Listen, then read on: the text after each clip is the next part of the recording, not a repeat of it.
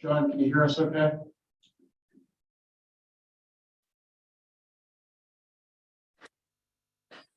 Yes, I can hear you. I'm on my phone because my computer decided now was a great time to update the entire system. That's not, that's not ideal. I'm glad you're here. All right, we're going to get started. John is out with an illness, so I'll be running the show tonight, but I guess I'll throw it over to Jay, Entertainment District.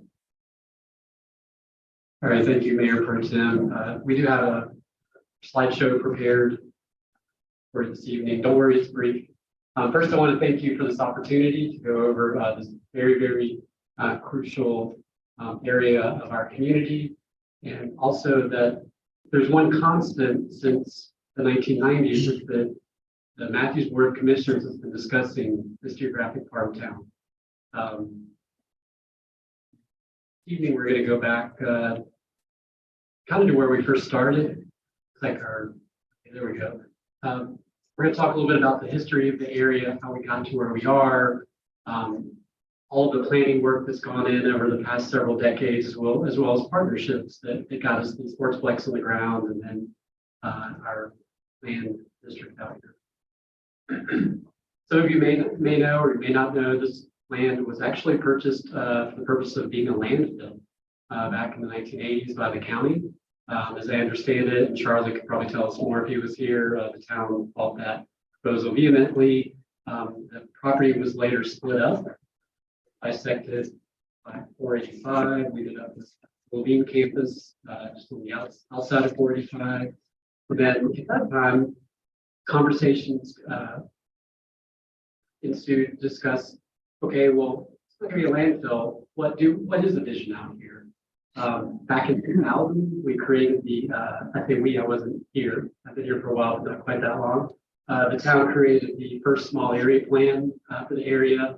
It's kind of hard to see, but it created three distinct options for, excuse me, how this area could develop. There was an office center, a mixed-use town center, and if you can barely make it out there, this was probably one of the earlier references to a so-called family entertainment district. It's right here. So this idea that you might have a sports complex adjacent to an area with services, shops, restaurants, things for people to do as they visit this part of the town.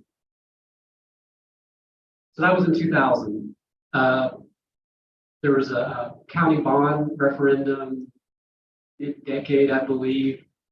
So bond money was eventually allocated for the sportsplex. That was $25 million. I think the final tab on the sportsplex ended up being about $30 million. What we did in partnership with the county, however, in 2007 was to create a master plan for the whole area. So there were no developers, there were landholders. So in partnership with those landholders, other stakeholders, we created this vision that you all probably seen this image in the past, but the county laid out what the sportsplex would look like, and quite honestly followed that vision pretty closely. If you look at what's built on the ground today, this is the championship field here, the field house, the sports parkway that moves to the property. This is, Mark, you were asking earlier about Innocence Point. It kind of follows this boundary here along the outer perimeter. This is the that's still called Transcontinental. This is the industrial user up on Matthews Mill Road. This is Ridge Church here. So then this point kind of slices through. Was planned even back then to go across I-485. So the town's portion of that was the first area plan that was put together. Really, it wasn't a full-fledged area planning document. It was a conceptual, I guess, schematic site plan that showed how the area could develop, where streets might go, what densities might look like. And the plan really called for an area of town likely to have the highest density development anywhere in the Matthews community, knowing that light rail was a possibility here, knowing that you've got good interstate access with 45 and 74. The town's really seeking to maximize property tax revenues, as well as create a district with a good mix of uses. Within that plan, We had guiding principles. We talked about it being a very urban scale neighborhood, mixed use, walkable, that would have a unique identity. And I know it's hard to see the scale, but you even had character imagery that talked about the types of buildings you might see. You can see here, we were really looking at mid-rises, maybe in the 4 to 8 story range, likely with a fair number of them being structured parking. There were also pages that indicated some of the uses, whether it be movie theaters or restaurants, retail, things for people to do once they visit the town. So that was in 2007. Between 7 and 14, of course, the Sportsplex was delivered. 14 was a big year for the community. Not only did we adopt the Unified Development Ordinance, we also created the Entertainment District Small Area Plan and the ENT zoning district. So we were busy in 2014. You can see here, this was the first map, really that kind of outlined where that area plan would be, bounded by Matthews Middle Road, 74. This is Elevation Church. This is the on-ramp to 45, comes down kind of abuts Tanktown Road, Crestdale down here by Public Works, then back up along the boundary of Crestdale, back up to Matthews Middle Road.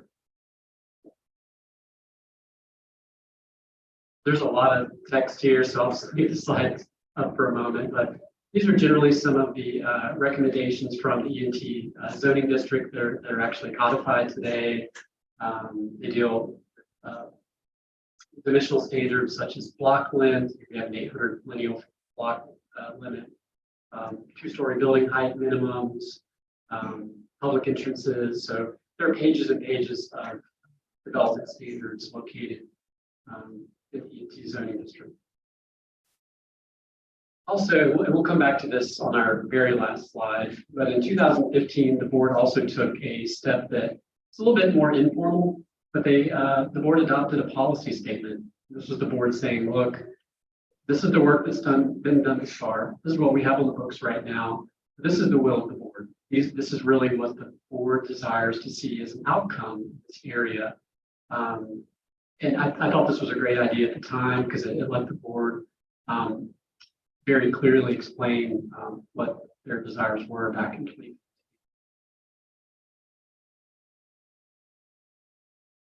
And I have to credit Darren put this slide together, but I thought it was really good because he did a good job of highlighting some of the major aspects of that policy statement.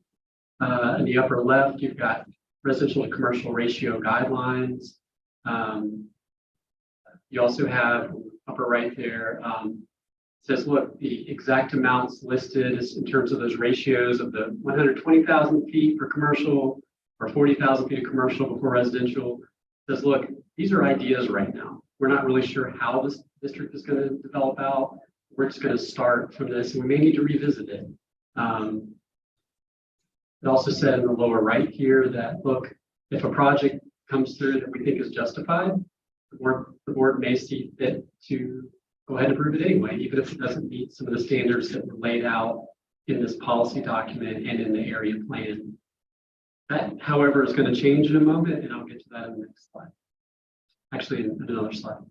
All right, Matthews Mixed Use. This was the working name of the Briley project that we've talked about a good bit recently. That conditional zoning allows for up to 570 total dwelling units. That's the maximum, as well as about 151,000 feet of non-residential space that could include hotel, office, retail, restaurant, etc.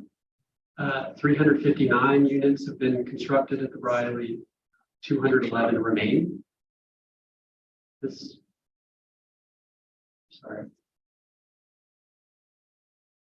Board recently voted to approve the site plan for this planned senior living building here that will be 4 stories.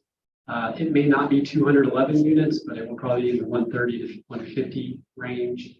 So once that building is constructed, the very little remaining residential allowed in the Briley under its conditional zoning. As you see here today, there's been no commercial construction. The buildings highlighted here that are darker, that's existing Briley. The buildings, this is the high tension power easement here. This is future Independence Point Parkway. These are all planned to be commercial or commercial mixed use buildings along Independence Point Parkway. These buildings were not specified. They could be commercial or residential. That is a 34-acre project. There's light rail. Where would that go? If. Yeah. Well, there's so many ifs, but I guess right now, what's the preferred alternative for something they have in those? so, and the reason I qualified that, as this plan shows it, the light rail would come down the center of future Independence Point Parkway. The developer, Prophet Dixon, in their midfield zoning submittal, that's for the property just to the, I guess that's the south. They're actually showing the light rail a little bit further over along this line, and that's been a conversation that is ongoing with the CATs about that. In general, as of 2017, it was down the right.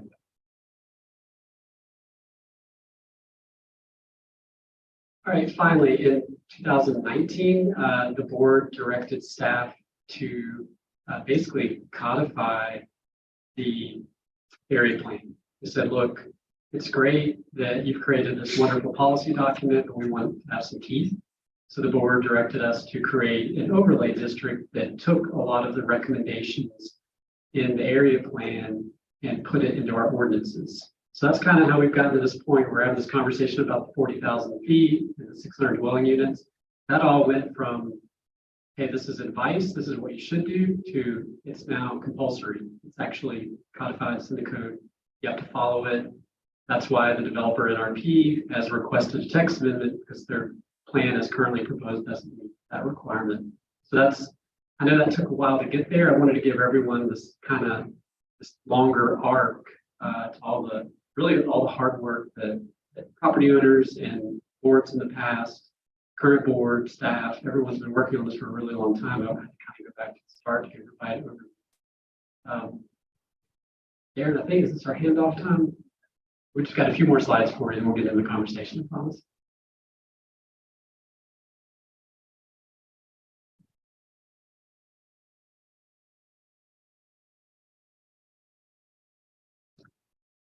Yeah, then to just get back to current day, really just wanted to showcase some of the improved projects that we have rezoned to the entertainment district.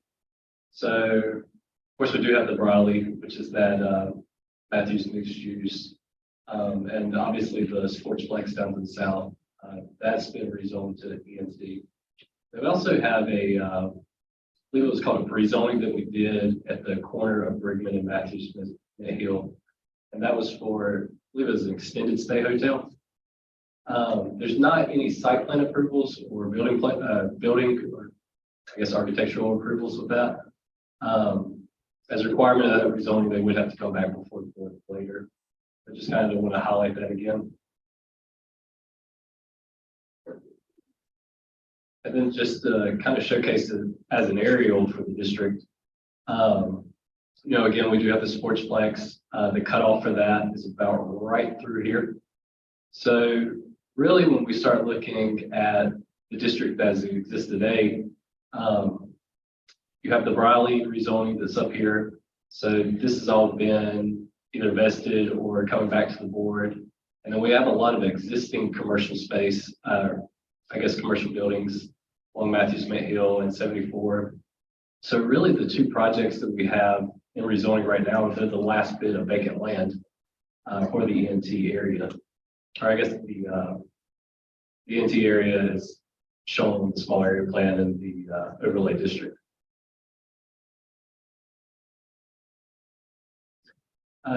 Did want to point out to or highlight one thing. So again, there is proposed light rail in this area. We don't know exactly where it's going to be yet. We're looking at it here, maybe here, or it'd be about right there. But just wanted to help point out what that would look like on a quarter-mile buffer and a half-mile buffer.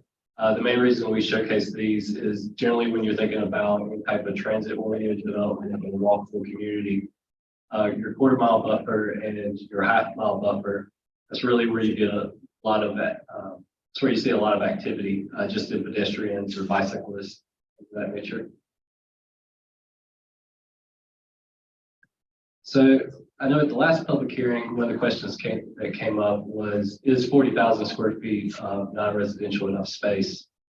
So back in 2007, when the concept plan was created, that projected up to about 1.9 square feet of commercial, or 1.9 million square feet of commercial and non-residential buildings, about 1,450 dwelling units and 475 hotel rooms.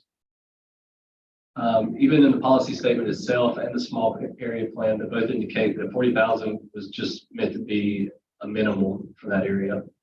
And then just kind of as a reference, the building that we're sitting in now, Town Hall and the library, that's a little bit over 35,000 square feet right there. So if we were talking about any type of minimums that were going into that area, this building would just about complete that.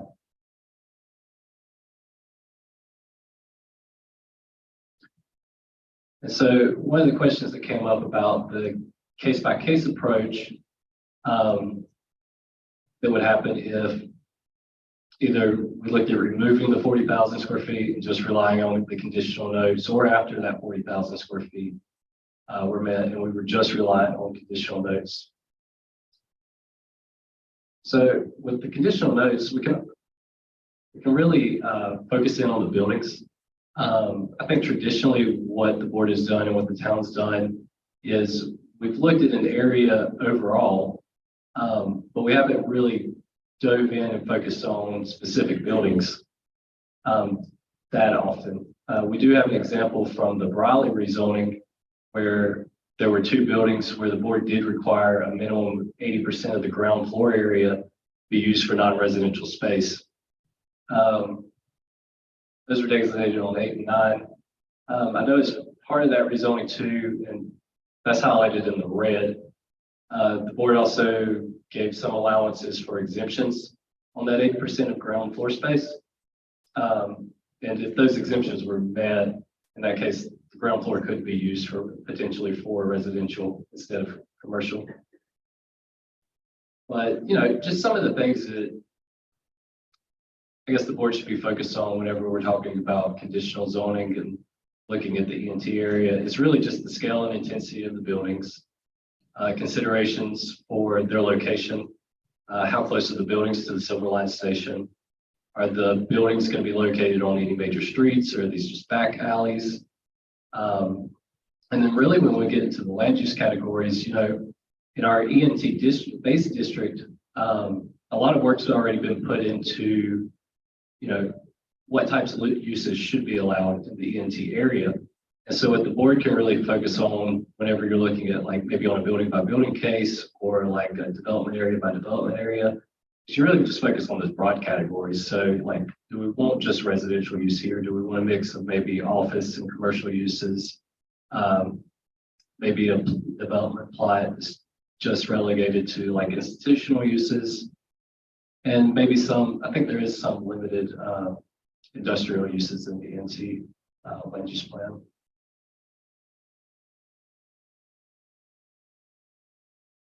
So just kind of highlighting that, a few discussion points that we kind of highlighted is we are working on a comprehensive plan update.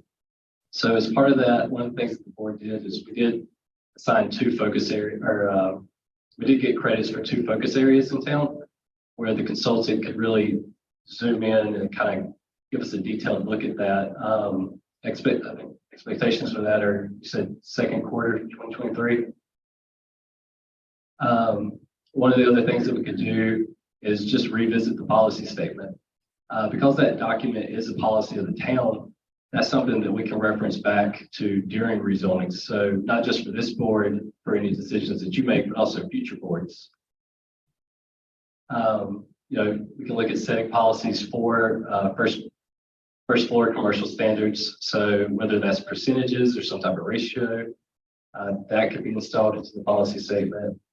And then we can also look at potentially revising the ENT overlay district, just see if there's any way to reflect a better desire for some of the mixed use in that area. So with that, we'll really just open it up to the board for any discussion or questions. Thank you for the very thorough presentation. I know we've had some long discussions in our zoning meetings about this, so we're going to just talk about it at 5:30. I have a question that maybe not directly related, but I had a question about the extended stay that's within the ENT district. How does that do anything with entertainment? I mean, what was the thought? I know it's technically a hotel, but is it only conducive to a family who's coming in from South Carolina or Tennessee for a soccer tournament, and they're going to stay there and eat in a restaurant? It's just going to be, someone's going to be there for a week or more. So you kind of explain the rationale there. I've always had that question. So the easiest explanation is that property developed by right prior to the enactment of the overlay. So the town really had no enforcement capabilities to regulate property layout, and we really wanted to see the building from the street, good urban design. They did build a multi-use path, which they weren't required to at that time, but it really didn't. And not just extended stays are actually great adjacent to sports complexes. You have a lot of families, they're typically larger, they're suites. But that one, it doesn't really have the urban design characteristics. It's not really close enough that people can walk. They're stuck to get in the car and drive. Yeah, just something I have that I was curious about. Mark? A series of short questions. How many distinct property owners are currently in the ENT area? There is when you say distinct property owners, I would have to pull our tax records and give you a list. There are just 2 or 3 major owners. You have Briley, which has been sold to a real estate investment firm. The Brigman family, which Brigman Road is obviously named after. They own approximately, they've got about 70 or 72 acres under contract as part of the Midfield Station zoning, and then another 13 that's part of the NRP. So they control the vast majority of the land. It's about 85 acres in that realm. And then Elevation Church is another large property owner. Where in town documentation can I find the legal boundaries? So it was in the slide, some of the previous slides we shared. It's in a few of them actually. Go back to the one that had the 2015 or 2014 small area plan there. Well, actually, there it is. There's our zoning map. So it's that purple dashed line. Yeah, one last question. In retrospect, with everything that's happened in that district up to this point, all of the current documentation we have, what would you consider to be the weak points and strong points of what we currently have both in the overlay district and That's a loaded question. Give me a moment on that one. So I first want to reiterate some of the board's frustration with where we've gotten thus far with the district, that it's all residential. I share that frustration. We've been working with brokers out here that have been marketing this site since about 2012, 2013. I think in that time period, I have had maybe 2 entertainment related uses call. One was a sports connection type place for them, indoor basketball courts and things of that nature, which are really not even entertainment. They're still sports themed. We did have a pickleball place that's like a bar, sort of a Topgolf, but yet they do pickleball. So think of it that way. So it's like bar, restaurant, pickleball. They approached us a couple of years ago. We thought that might be a good fit. Fortunately, they demand like, I don't know, 300 or 400 surface parking spaces. So they're consuming a lot of land, not really an urban design use, but we really have not seen demand materialize for commercial space out here. Before the Briley was rezoned, it was straight I-1 district. So I think we're very fortunate that zoning is in place because it's a known quantity. We know what's there. We know what can be developed. But to get back to your question, you said what's working and not working.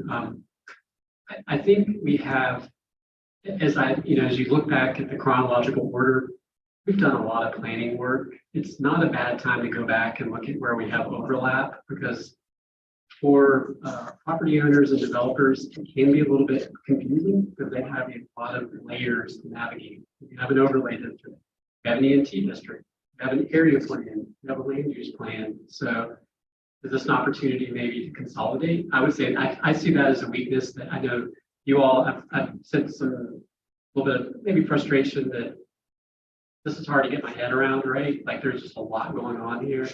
So I think that that's something that I would go back and probably say go back, but it's an opportunity for us to change. That's exactly where I was going. It's just that last statement you made. Okay.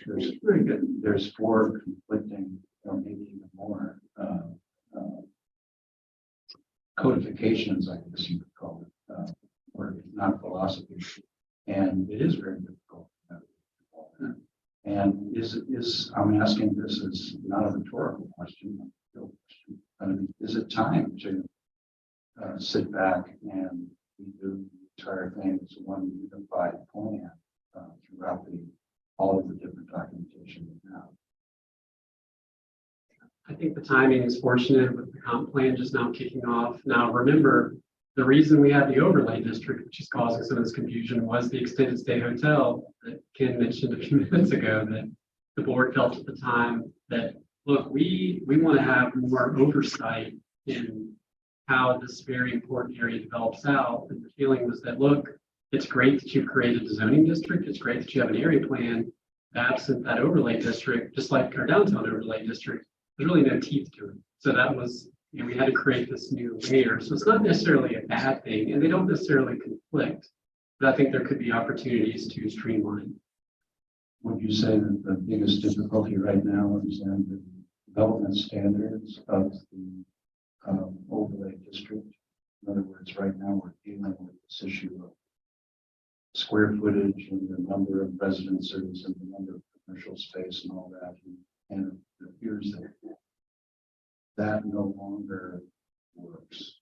In other words, we're constantly now to be developer by developer, which I'm not saying is a bad thing.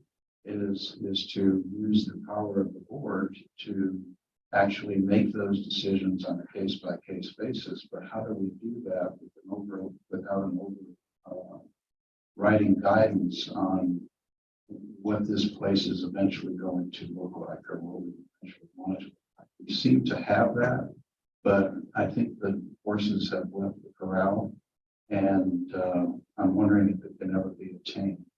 And I'm asking for your guidance on that. Sure. So the good thing about the zoning district and the overlay and the area plan, they create predictability for you all, for us, for citizens, for developers, that this is the vision for this geographic area. Conditional zoning, as you all know, is a very, very powerful tool that augments that and allows you to really get down to a very granular level. So when you're sitting in zoning meetings and talking about percentage of brick and what that facade looks like and what's happening at that particular street corner, phasing, things that you can't really discuss, that you wouldn't really, things that would be unknown, I think, just at the area plan or the planning stages.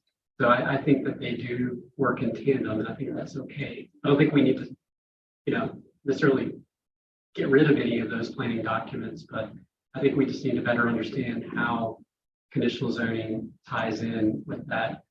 One other point, going back to the market study, Darren, can you fast forward back to that last slide? The market is changing really, really rapidly. It was happening before the pandemic. Our last operating movie theater in Matthews has just been torn down over off 74. The movie theater at Phillips Place closed, going to be an office building. Movie theater in Ballantyne, now office space. So entertainment uses as kind of envisioned 15 years ago, this may have an entirely different look and feel. It may be mostly opportunities for public art, recreation, shops, restaurants. I think those are all still viable uses here.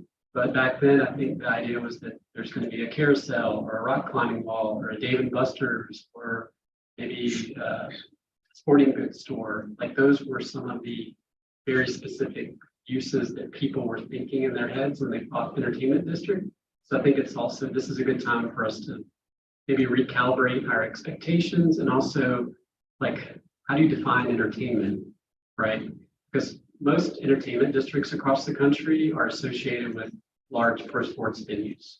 You look around at major cities throughout the country, they oftentimes have these private sector entertainment districts with, plazas, light shows, concert venues, bars, restaurants, that sort of thing.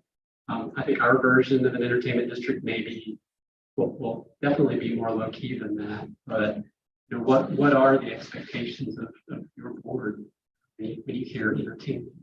That was my segue into Oh, my last sorry. question. Actually, it's perfect. Should we be having an honest and open conversation about the possibility of changing the name?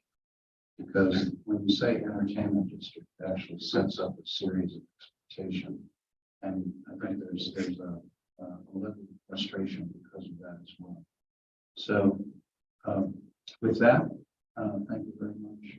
But again, let me get an answer to that question. In other words, as far as the board is concerned, should we actually be talking about the name and to get rid of the expectations? Because there's not only me, but there's a number of individuals that have approached me as well.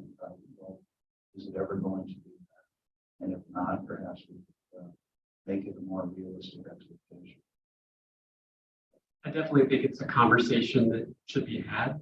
Is that still a reasonable goal?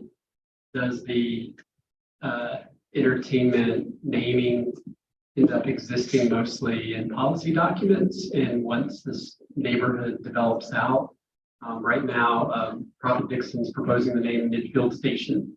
That's the brand that they've come up with. They would like to share with the board, and they would like to brand this area. It could be that this so-called entertainment district was really a working name. It ends up being 10, 15 years from now, there's a Silver Line stop here.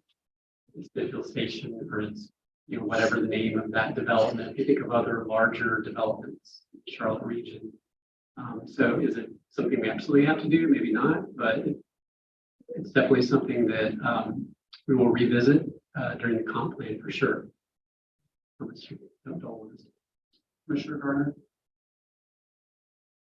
Thank you, Jay and Darren, for this presentation. I guess one of the reasons I asked for this is to get the board on sort of a common understanding of what this district is envisioned to be, what your expertise as planners sees it becoming, except the loss of maybe leaders and just don't have that same interest in going to make maybe good work. But I think that the definition of entertainment probably different generationally and where people are in their stages of life, right? And so what I consider entertainment is not what somebody who's 20 years old and like considers entertainment. So from that perspective, what do you see in maybe in trends in planning or in direction?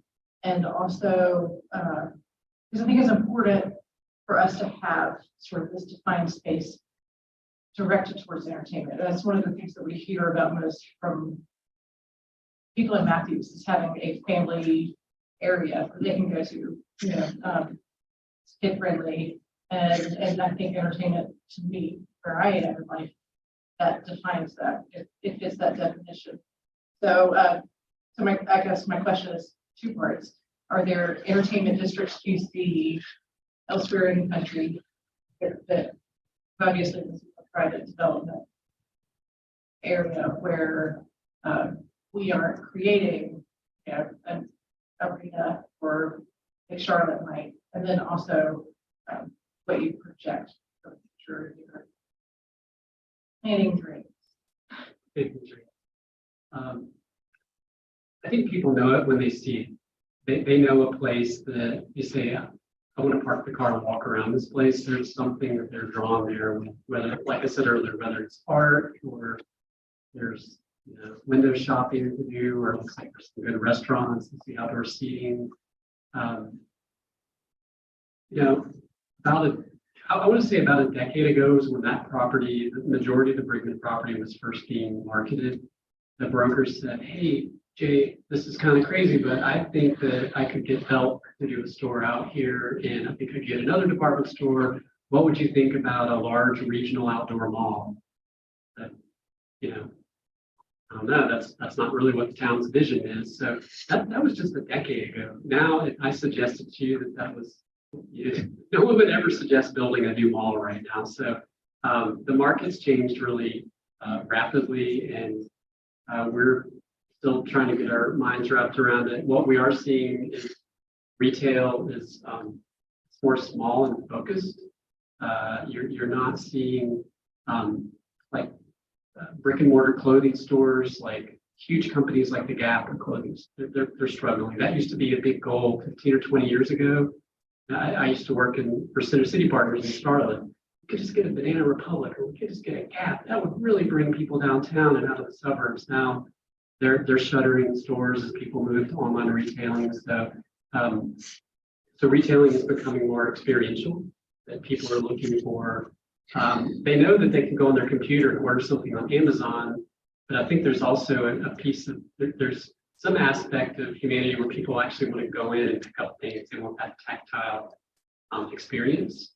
So, I mean, to me, I saw downtown on Saturday, Malia and I were both down here when they had the pop-up going on, and downtown was just, it was busy. And it wasn't just because of LB, I know it's Small Business Saturday, but this is your entertainment district right here. I mean, people see downtown Matthews as a destination. So do you need, you know, big video walls and carousels and rock climbing walls? I mean, maybe you have a feature. Yeah, if we do a in-depth, a deep dive during the comp plan, you know, maybe there's going to be a neat interactive fountain. You know, maybe as part of our planning process, we can say, look, we know that there's not going to be a movie theater, but there should be some kind of draw. Like, hey, we should come down to the field station or whatever it's called. There's X, and I don't know what X is, but I think we need to kind of open our minds up a little bit to what entertainment is, because it's not going to be necessarily sitting in a movie theater or going to FAO Schwartz, or I don't know if those are even around anymore. It's not going to feel like Times Square, and I don't think we want that. Mayor Hampton? Thank you. Everybody hear me all right? Yes. Yeah, I think the main point, Jay, at least for me, is while we're discussing what entertainment might be, I think what it definitely isn't is more apartments. And we're hearing more and more of that. I know everybody on the dais is hearing more and more of our constituents complain about us greenlighting so many apartments. And just while you guys were talking, I wrote down some ideas of what I think entertainment might be. I wrote down some themes, you know, it's already been brought up, kid friendly, family friendly, definitely. I don't think a carousel is out of the question. I think that would be really neat. A pizza restaurant, ice cream store, yogurt store, smoothie shop, a sports store where kids playing at the sportsplex, if their cleats break or whatever, they could go buy new ones. Bicycle shop, an outdoor movie theater, which is one of the things they have at Berkshire Village, which is really popular. So they just have set aside kind of a small green space where you can sit outside and you watch a movie every, maybe a couple times a week. I like the idea of a rock climbing wall. I think that's very entertaining. Be entertaining to watch. Some people try to do that. A pop-up shop area. I mean, just right now, the frustration is just we just keep doing more and more apartments, so we've got to do something else. Not really a question, it's more of a comment, I guess. I guess the question, Jay, is how do we get developers to buy in to want to do that instead of wanting to build just apartments? I mean, they come to us and say, oh, we'll build 5,000 or 10,000 square feet of retail, but we're going to build brand new apartments. How do you get them on the opposite side of the spectrum where they want to build that? I mean, I guess that's the big question, but I think that's the problem we see as developers. I want to build multifamily apartments. That's what we keep wanting to do. And it's how do you get them to pull the paper back? You know, I think one of the easiest first steps could be an update of that policy statement. I mean, that was 7 years ago. That was I mean, John, I think you were maybe the only member. Were you on the board at that time? I don't know if you were on the board or not. I can't recall. 15. Yes, I was. We've got two that were on the board. We could certainly look at updating that policy statement that sort of sets the board really the town's expectation for what we want to see. Residential is very important for vibrant districts. I mean, you definitely want people living there. People can walk to these places, and it's still true that commercial and retail does follow rooftops. So I know that there's concern that, hey, there's too many apartments, but before the Briley was built, the market in this area was virtually non-existent. No one wanted anything to do with this property. It was off the beaten path. It was sort of I mean, Darren and I were talking this earlier. It was a C or a D location for a real estate broker. No one had any interest. And now that Briley is established that this is a desirable place to live, it's walking distance to downtown, developers look now and they say, well, the Business Point Parkway, show me. It's not there yet. It's not on the map. Light rail, show me. Not on the map. So we still have a lot of work to do to attract retailers, to attract developers that are willing to take the risk to build that space. And right now, the problem we're seeing town-wide, and we're seeing so many multifamily proposals, and we have this sort of imbalance I've talked about in the past. That's still manifesting here, that the market sees a demand for housing, and that's what the market's trying to deliver.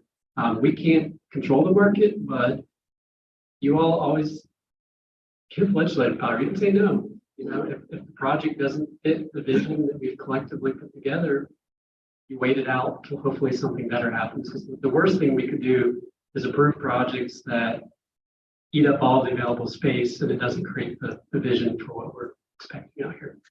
If we're going to call it the entertainment district, I think we should focus on that. And it's the intent of the plan is to provide multiple entertainment opportunities for people of all ages. And for me, that's what we need to focus on for the apartment. Complex. We're getting way too many apartments, in my opinion, here in Matthews. And also, I kind of feel that on the 40,000 square feet, that should not be included with that's current commercial side. If you want to do that, it should be only for construction.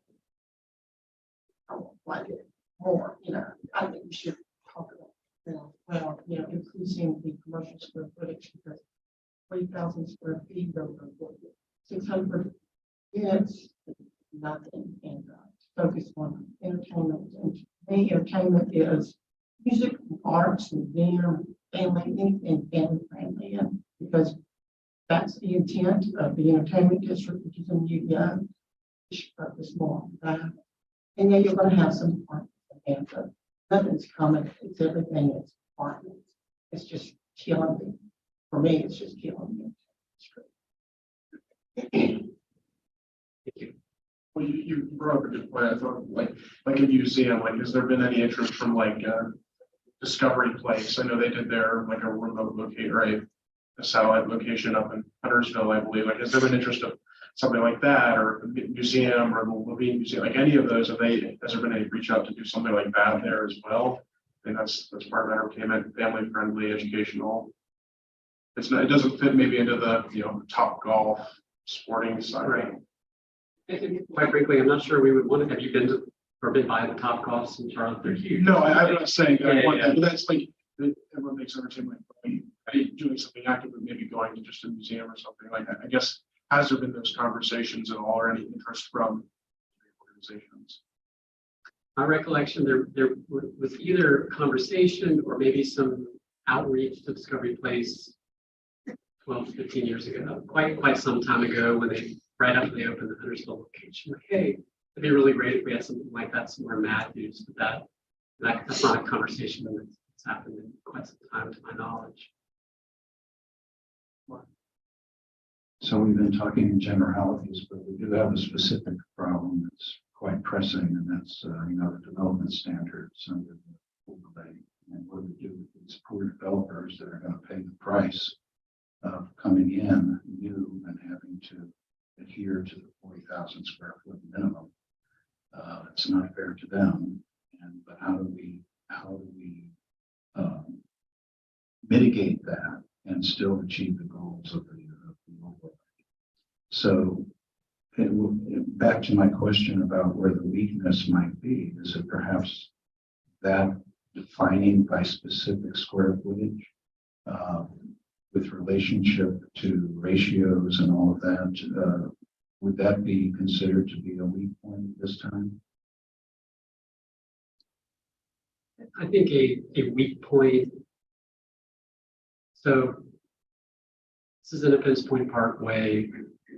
This is a new street that was indicated in the 2014 area plan. So this street, this is Sports Parkway. That's the stadium. This street connects Sports Parkway back to Independence Point. This is about a 2-acre green space that Prophet Dixon's proposing that would have commercial space within it and around it. We are seeing the commercial materializing along Independence Point where you have good visibility. So offices, retail users, they like, some degree of car traffic. We're seeing this as becoming sort of the trade street of the entertainment district. This is going to be the primary stroll street. In terms of trying to revise the text language, this is knowledge we just didn't have 6 or 7 years ago. We could look at, as Darren pointed out in the Briley plan, that it had a percentage of ground level commercial, which I think was 80% for some of the buildings. We've had a 50% first floor retail requirement in the downtown overlay for 20 to 25 years. It's worked really well. It's actually prevented some of our storefronts in the past from being occupied by office uses that would have not created any activity at ground level. That's a direction that we could go. You could stipulate that, buildings fronting on, the primary thoroughfares within the district should be a minimum of 50, 60, 70, 80% ground level commercial.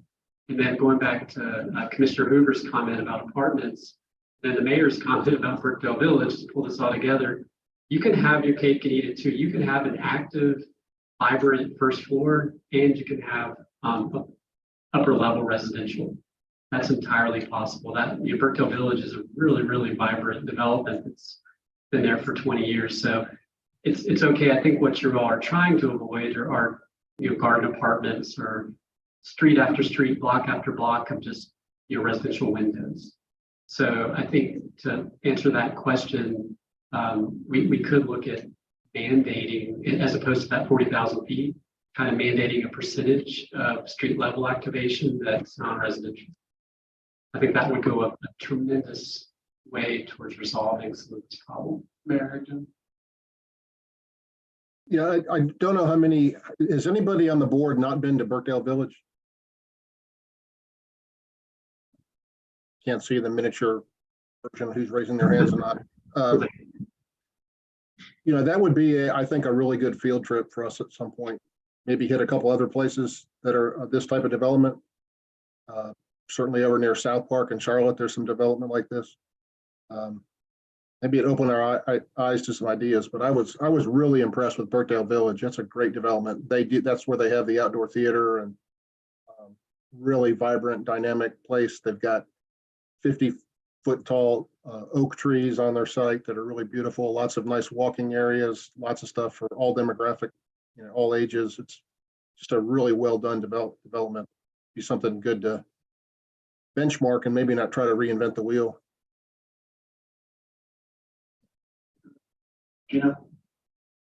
Just a quick question. Ken's Discovery Place. I think that's a great idea. Does the town ever could they approach, say, Discovery Place and ask them, hey, you guys interested in bringing something like that to Matthews? Does the town ever do anything like that? As I said, that was a conversation. The most recent conversation I recall was probably over a decade ago. They expanded, I think they're still in Rockingham, and they did the satellite in Huntersville. And I think they've rebranded the Nature Museum. I don't know if it's under the Discovery Place name or not over at Freedom Park. I just didn't have again ever approach people to say, hey, we're looking for this, you know, come in. You know, not exactly just Discovery Place, just anything like that. And they were not like proactive and trying to pull things towards the town. It's certainly a conversation we can have that hasn't personally. And I misspoke. I think the Nature Museum's county. So, My recollection, if I could jump in, is when we approached them about 10 years ago, they wanted much, much larger spaces. They weren't interested in putting in a 20,000 foot museum. They wanted a NASCAR Hall of Fame size place. So it was hard to find a big enough place to accommodate them. I was just going to add, Commissioner Hoover, that we have not historically taken a proactive approach, but if there were specific entities like that, that's certainly a conversation that we would be happy to have with the board. I think to the mayor's point, we would want to make sure that we had the right space to be able to suggest to them before we did that. But that's certainly something that we can do. Commissioner Garner? I think we also, as a board and as a town, have prepared to bring something to the table though, rather than just suggesting, hey, put your great amenity here. And so that's a whole different conversation about what we prepared to offer. I think that Huntersville was on some level of partnership with Discovery Place, being a part of the conversations with Arts and Science Council, understanding how nonprofits are suffering funding. They're not going to have a lot of money on the table ready to build a new building. So if that's something that we want, that's a discussion that we have to be prepared to have. I do like the mayor's idea. Maybe we take a couple field trips to some of these places. I think it could spark our imaginations and give us an idea of, okay, this is what our entertainment want it to look like. I think that's a really good takeaway that we should take from this. Commissioner Tupano? So Jay and team, what would be your suggestion on how to get around this development standards issue for the upcoming developments that are wanting to get into the area? So the way I know that we're faced with text amendments, but is that really the cure? Is there a better way to do it? So quite frankly, the text amendment's a Band-Aid, right? Because you have a developer that's trying to solve for X. They're trying to find a way to make their project. So Darren brought this up week before last.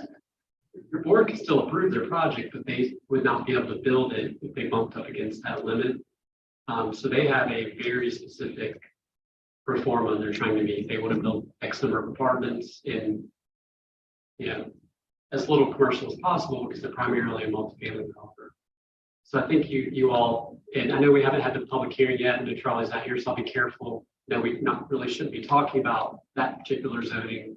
I think you have to evaluate the project and how it stands today. Does it fully merit? Is it something that you would like to see come to the community?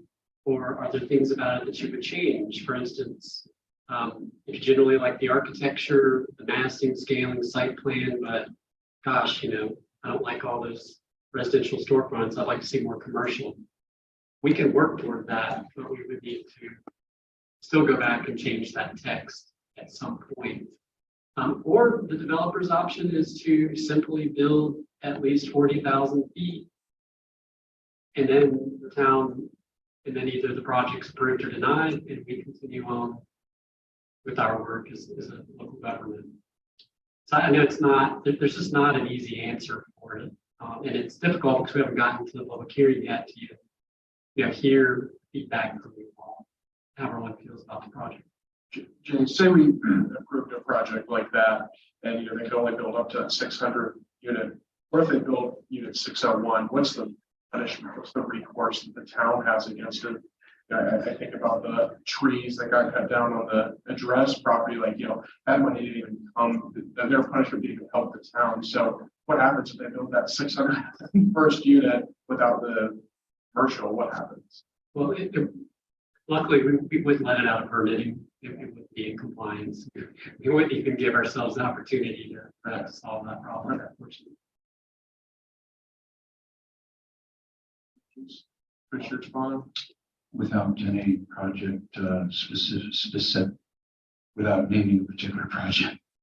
I would like to leave tonight some kind of solution, at least I know we've been talking in generalities, but I think specifically this development standards. I would love for you to come back to us with some kind of suggestion on how to mitigate the circumstances that are going to arise because of this for all the developers that want to come into the area. So having said that, of course, the will of the board is to task the team, but I would imagine that that would be a good task to consider. Is how to rephrase this and how to make it so that we don't have to go through a text amendment every single time the developer comes in. Thank you. Thank you, Commissioner Urban or Commissioner Whitley. You guys haven't said much.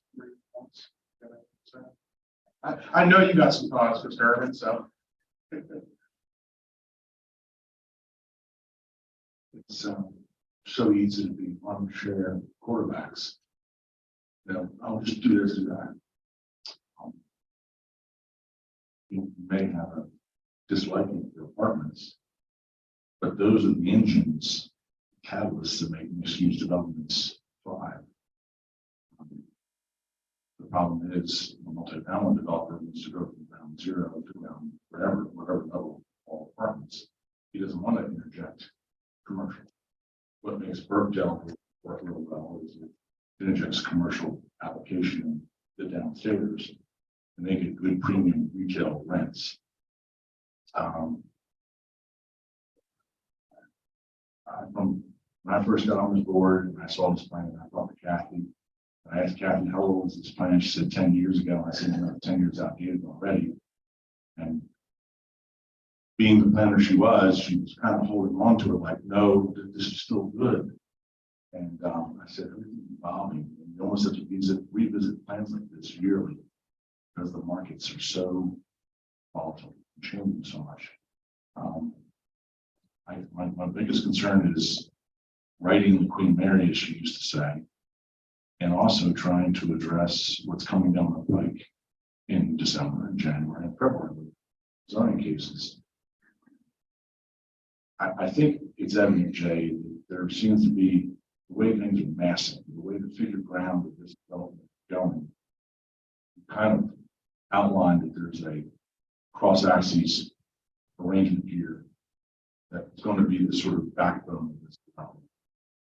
If we can commit to that as a board, that would realign the overlay thinking conceptually to this. And I think then you could go into saying, okay, ground floor, 50% retail, ground floor, all retail, at corners, intersections, higher density, more retail. Set out some good old traditional planning principles on those two spines, and basically sit back and now hold developers' feet to the fire in that. I think it would go a long way. I don't have the answer about entertainment. Entertainment is so many different things. People, I think of Nashville. I mean, you could just have a street lined with bars and restaurants, and they all have live music playing, and from all hours, for all ages. That's one option, but I can't dictate the market, so that's a problem itself. But I think if we can focus our arrangement conceptually about how we sort of rearrange this thing a little bit, strengthen the work. But for the more immediate concern, Commissioner Panos, following up on something I said at the last meeting, just pull plug on 40,000 and create a prescriptive description of redo that policy statement, get rid of the 40,000 square foot. So that we envision this to be a live, work, play, mixed use development with a heavy emphasis on retail that weighs more on the entertainment side. It's about that from that standpoint. And I just fear with some of the things coming on. I'm not worried about Wyatt, because I think Wyatt gets it and is leaning in that direction. We just haven't seen all the pieces. I just think some other of these proposals coming down the pike here. Why they want to bring a text amendment in is because they invest in the kind of period. And I'm consciously thinking, well, it is conditional. Tell them to jack it up to 8 floors and turn it pink and white. So, board, no matter what is on the books right now, can tell them, these guys, we really appreciate what you've done, but we need more X and Y and Z. And the chips fall over in that. Commissioner Whitman? Yeah, I was listening, a couple of things. Jay, I think you're right on the point. I think our entertainment downtown now. I was watching this weekend, my daughter and grandchildren. I went downtown to Charlotte, entertainment, Thanksgiving, at the baseball park. It was so loud, but I was going down there, couldn't believe it. Drew them downtown. Entertainment district. I certainly believe that once the developers get apartments, then we have got them 40,000 area where they can come in some type of entertainment or something there. But the mayor said something to Renee too. Entertainment is for the younger generation and those people, I will say 55 and under. I'm 70. I don't need a whole lot of entertainment. Remote control and the climate is pretty good for me. I think entertainment, if we're going to draw people to our downtown area, to this small town that everybody's loving to get here, there's going to have to be some things. And I was just thinking about space and talking about Renee and her kids, young kids, and then they come and think about Stocktown. How many people, every house for just those 3 or 4 days. And it's all downtown. And the spaces that we got, it's going to draw. So we've got some properties still in that area downtown that still might be, can be identified. Draw some more things. I know there mentioned something. I like shaved ice, those type of things. But when kids in the summertime in downtown, they want some refreshment, ice cream or something like that, No, I don't think we have an ice cream shop downtown.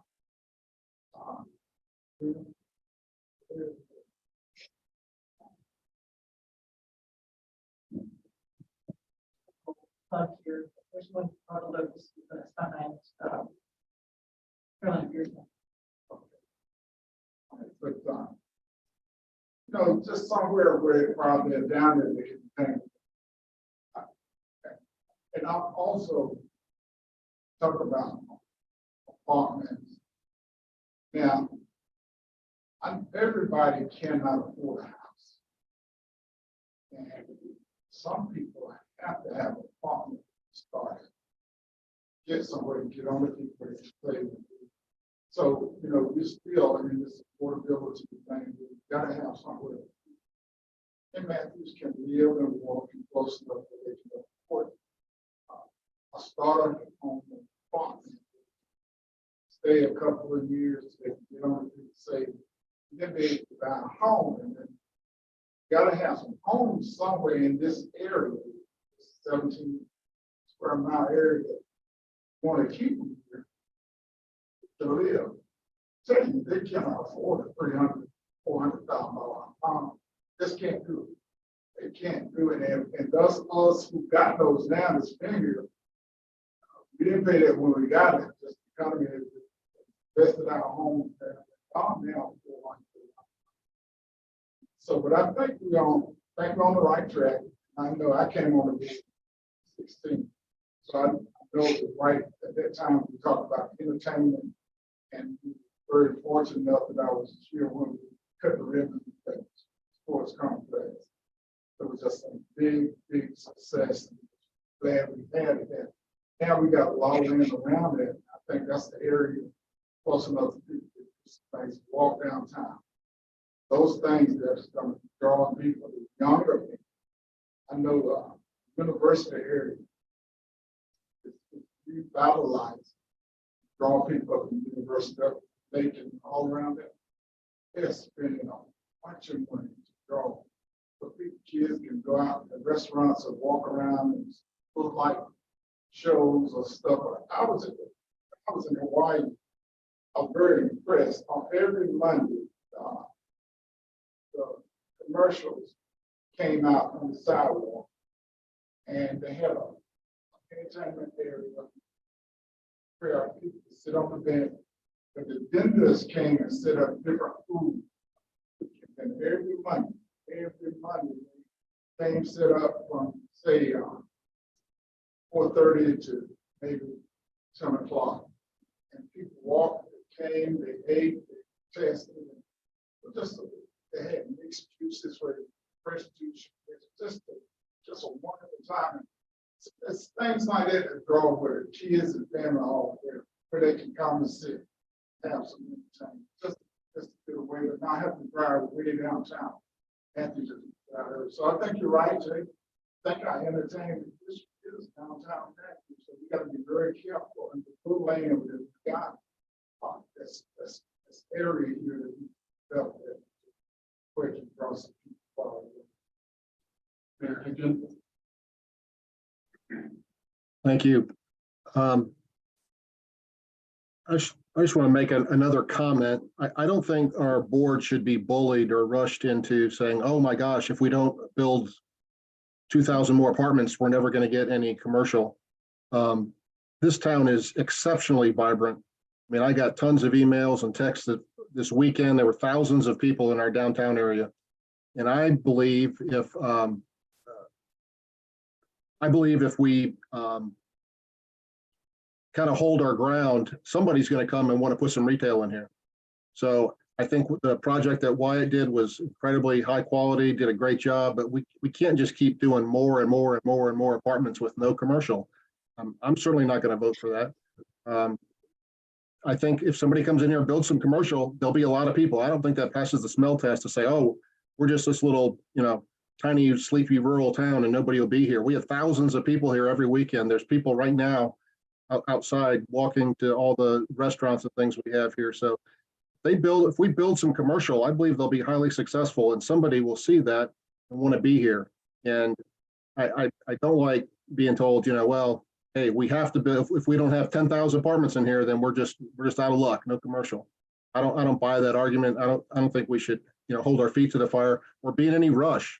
If that's all that we can do, then maybe we just hold our ground and wait till somebody with a different plan comes through.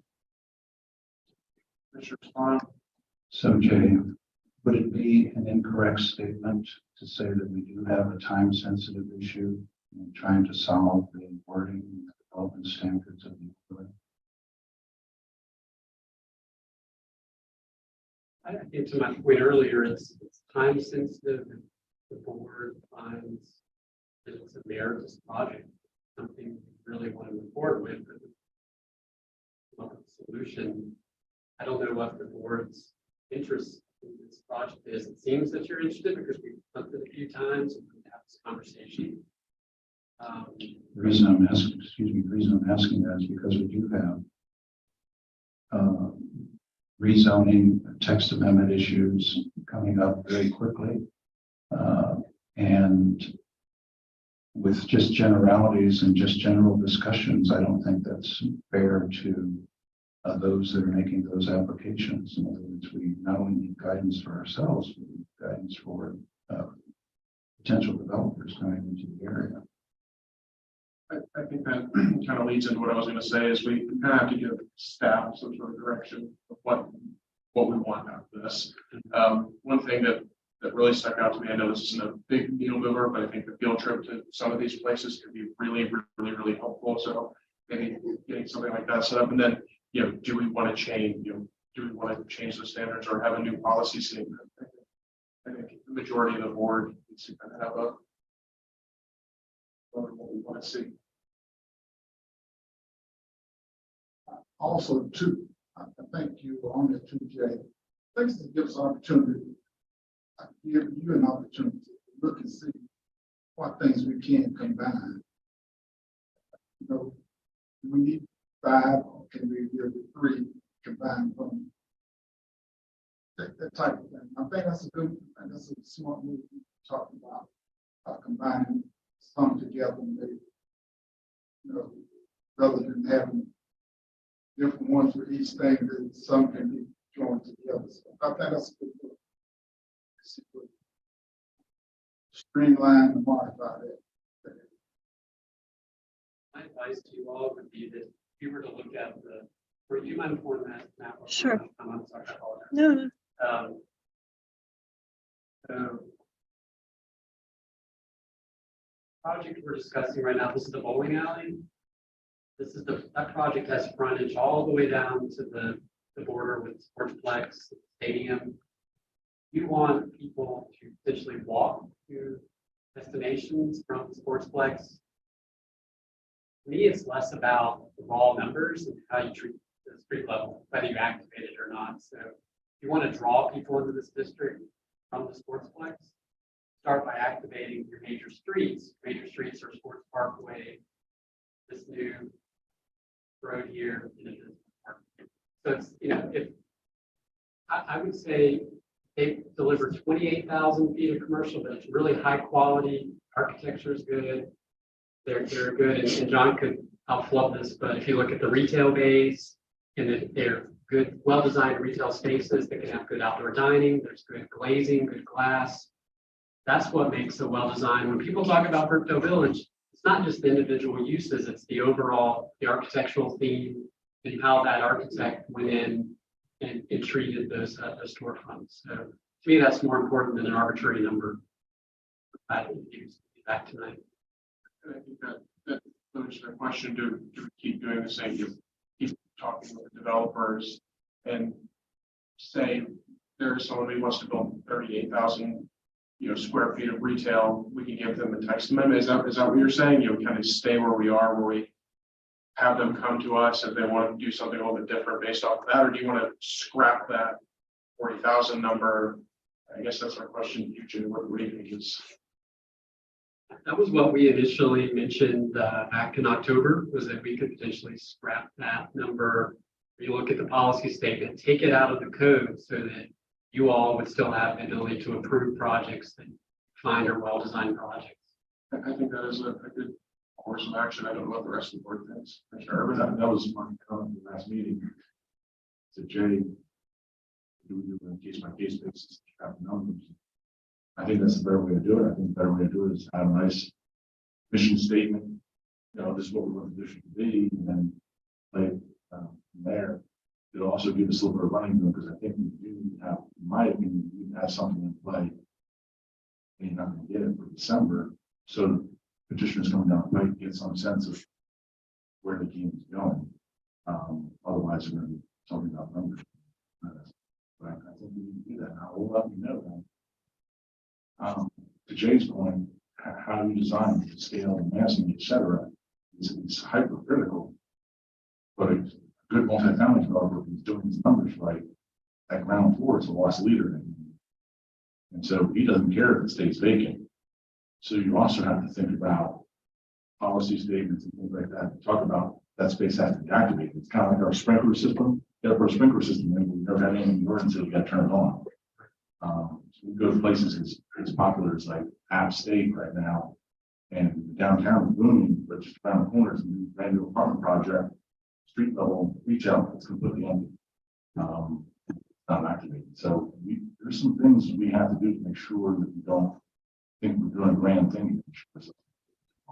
And it might be advisable to circle back to ULI or some other folks is to sort of say, okay, we kind of pivoted 20 years ago. Here's the lay of the land. What would your next moves be? And get some professional consideration in this. I mean, it's a tough call for staff because you're not in the trenches every day with the markets, capital that's out there, and resources like the ULI. I know that we need to wrap up in a moment, but to this first bullet point, I was very impressed with our market study consultant that spoke to you all a few months ago, Jim Gregory. I think we're going to be much more informed on the state of the Matthews market as it pertains to retail, office, commercial space. But there's a disconnect with the timing of that, quite frankly, with developers that want project approvals in the next few months. So those are tough conversations. So what is the will of the borough there? I just want to make a comment. I believe, and Jay, correct me if I'm wrong, but I think Burkdale Village was built about 20 years ago. Is that correct? Correct. So somebody had the vision then to put all this commercial on the first level. And when I went there a few months ago, there's nothing vacant. It's jam packed. Of course, I know we're probably comparing apples and oranges because Huntersville is probably what, 100,000 people now? But they built that 20 years ago when Huntersville was one of the fastest growing towns in North Carolina. So somebody had the vision to do that, and that place is packed with people. It's very vibrant, and I didn't see any empty storefronts. Really almost hard to consider how those could be loss leaders, because I mean there's some very successful businesses in there. They're drawing people to that area. So I just want to make the point that Huntersville had this vision 20 years ago and pulled the trigger, and we're talking about we can't do it now. So I don't know. One last comment and hopefully get a consensus here. I feel as though the way we're talking about it, the best way to go would be to remove the rigid standards within the development standards and to go on a case-by-case basis, because what I'm worried about is if we keep this in the way it is, everybody tells me that's not going to be the case, but it gives Briley an out. In other words, if we start building in the commercial space on the backs of the developers coming in, it actually gives Briley an out. So what I'm trying to say is that if we remove this altogether and just do it on a case-by-case basis, we can still hold Briley to their ultimate plan eventually. So I would be in favor of completely eliminating fixed figures from the development standards and allow this to be totally a conditional approval board. Commissioner Burnett? I think we need to be clear and careful if we're here to discuss what our work. And be careful that we're not discussing that direct text amendment itself.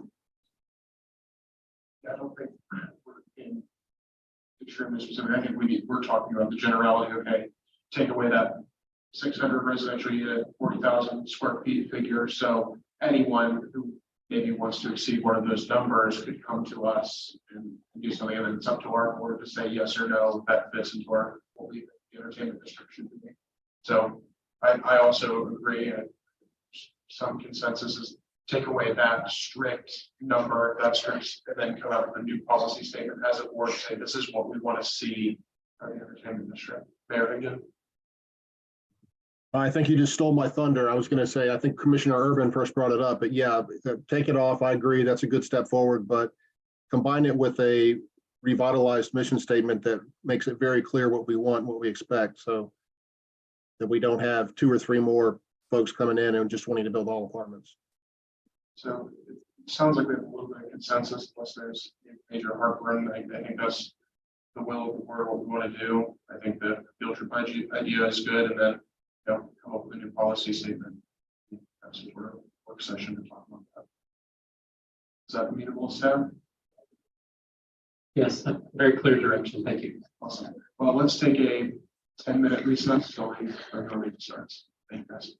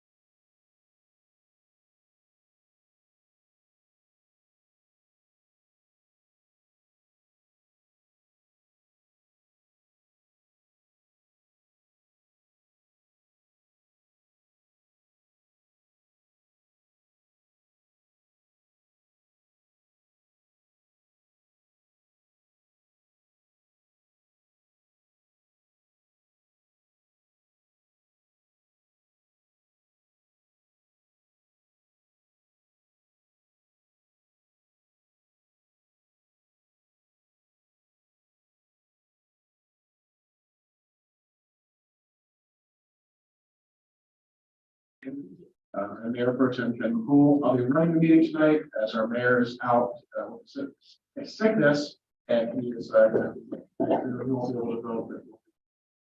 Comment.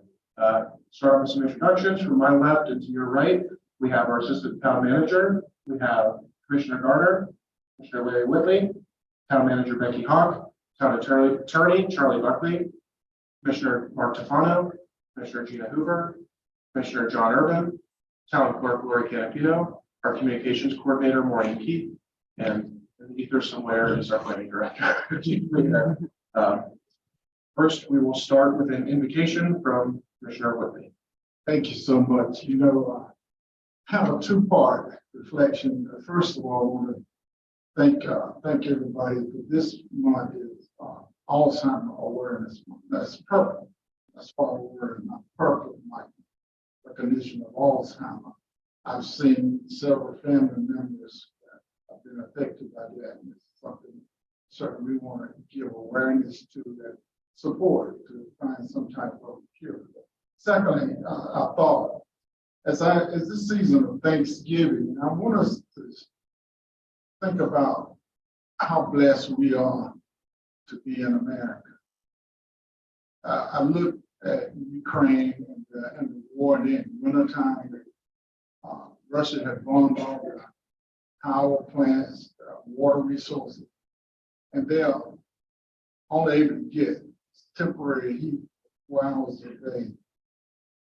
And I think sometimes we in America, we forget how blessed we are and the things that we have. And also just a time of reflection of being thankful. Just every day of being alive, waking up, our surroundings of what we've got. And I think about us as commissioners, and I think about 7 of us there for a whole town of 34,000 people. And the Lord allowed us to be sitting here to make good decisions, sound decisions for great people, man. I don't never take that for granted, but I'm humble and honored to believe that the Lord chose me and chose you to be able to sit in these seats, to make good decisions and blessed decisions for citizens. Just a reflection of each day, how blessed we are. And I use the term, and I know all you said, ask me, how you doing? I said, I woke up. Don't take that for granted, and I'm not saying it to be sarcastic. Somebody did not wake up this morning, but you did, and we did. So for that, I'm thankful and humble. This season of Thanksgiving and season of giving coming up in Christmas, that we can all be blessed that God chose us to serve in time. Thank you. Thank you. We'll now stand for our pledge of allegiance.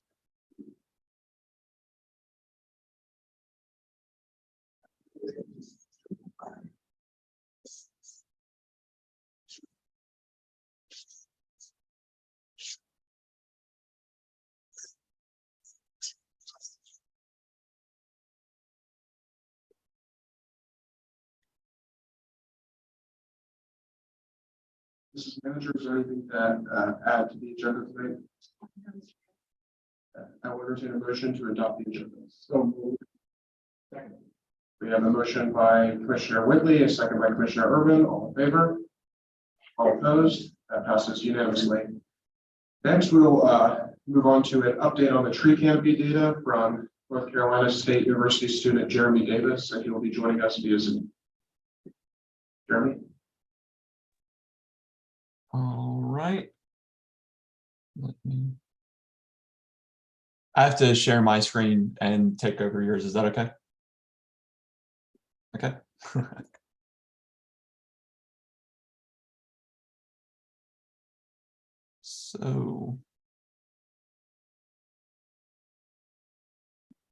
So as he mentioned, my name is Jeremy Davis. I'm from the NC State Masters in GIS program, and we partnered with the Town of Matthews Tree and Appearance Committee to kind of create a tool, a database to work with you guys and kind of improve some usability of some data that you already have and help with creating new data. So I'll get into that now. A little bit of background, I probably don't need to tell y'all, but this is a similar presentation I'll be giving, so I'll add it. Matthews has a Tree City USA designation. They have an appearance and tree advisory committee. And the original approach was they asked for a development of a tool that will allow us to assess the health of our tree canopy year over year. And they actually provided me with the data sets that were already available, but I was looking into it because I was kind of trying to just copy what you already had and streamline it a little bit. But I got into it and I started seeing a few problems in that it was doing things like classifying fields as tree canopies and spaces where there was nothing as tree canopy.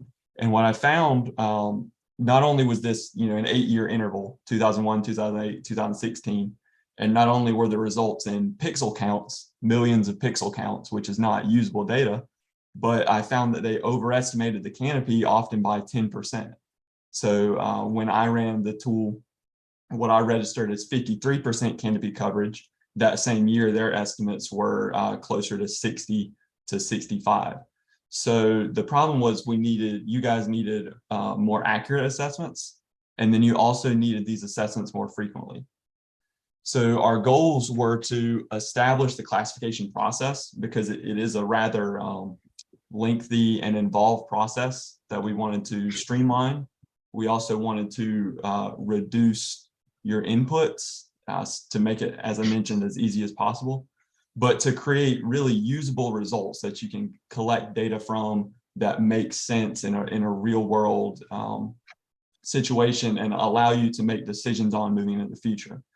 After 2 meetings, I believe someone suggested they also wanted us to allow for a monitoring of or an estimation of future change. So if a development was coming in, how would that affect the canopy? And then just as a fun interactive part, we wanted to see how we can make this an education tool or add an ability for individuals to really participate.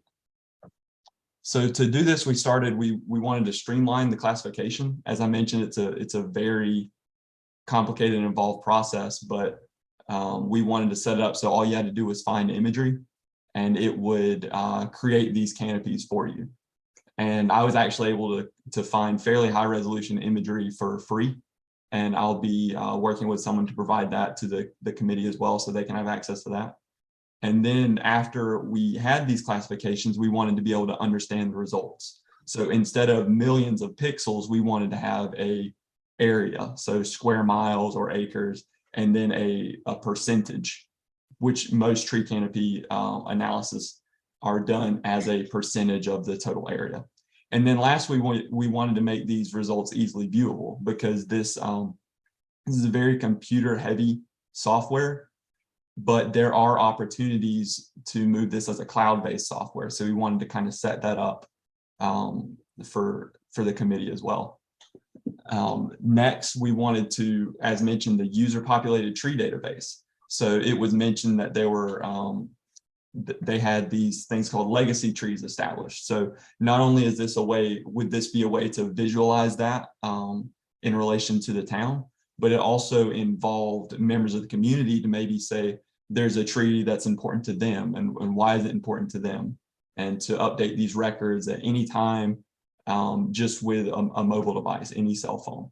And then we wanted to be able to interact with the data, because what good is data if you can't look at it and manipulate it and interact with it?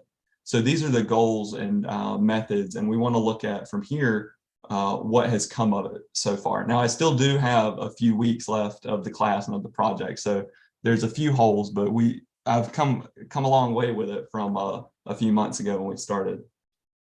So the results, I've got a database from 2016 to 2022. I didn't go back further than this because the available high resolution imagery I had, or decently high resolution imagery I had, started at 2016. And you'll see I've got 4 on here. I do have one for each year, but I haven't processed all those yet. But these are I set these up to establish that clear trend. So we have the annual tree canopy assessments. And we have a master file that conglomerates all of those. And every time the tool itself is run, it actively updates that database. And as I mentioned, I created the assessment tool itself. So this is run on the desktop, but I've spoken with the town GIS technician, and they're willing to work with the committee when needed. And they have the ability to make the small edits required for each analysis. So this, as you can see in the top right, I'm not going into it because it's a little more information than anyone needs, but it's around 12 total operations. And what I did was I went in and optimized all the settings for this specific application and set it where there's only 5 user inputs. And 3 of these are actually just dates for just for organizing data. So it's just the dates, the images that are collected, which I mentioned, they're available for free. And then your training samples that I talked about earlier. And all that is each year or each assessment, someone needs to look and make sure that's what was labeled as trees last year hasn't been cleared. And if it has cleared, they just need to label it, remove it from the tree category. So that's the only interaction that's really required to populate the database.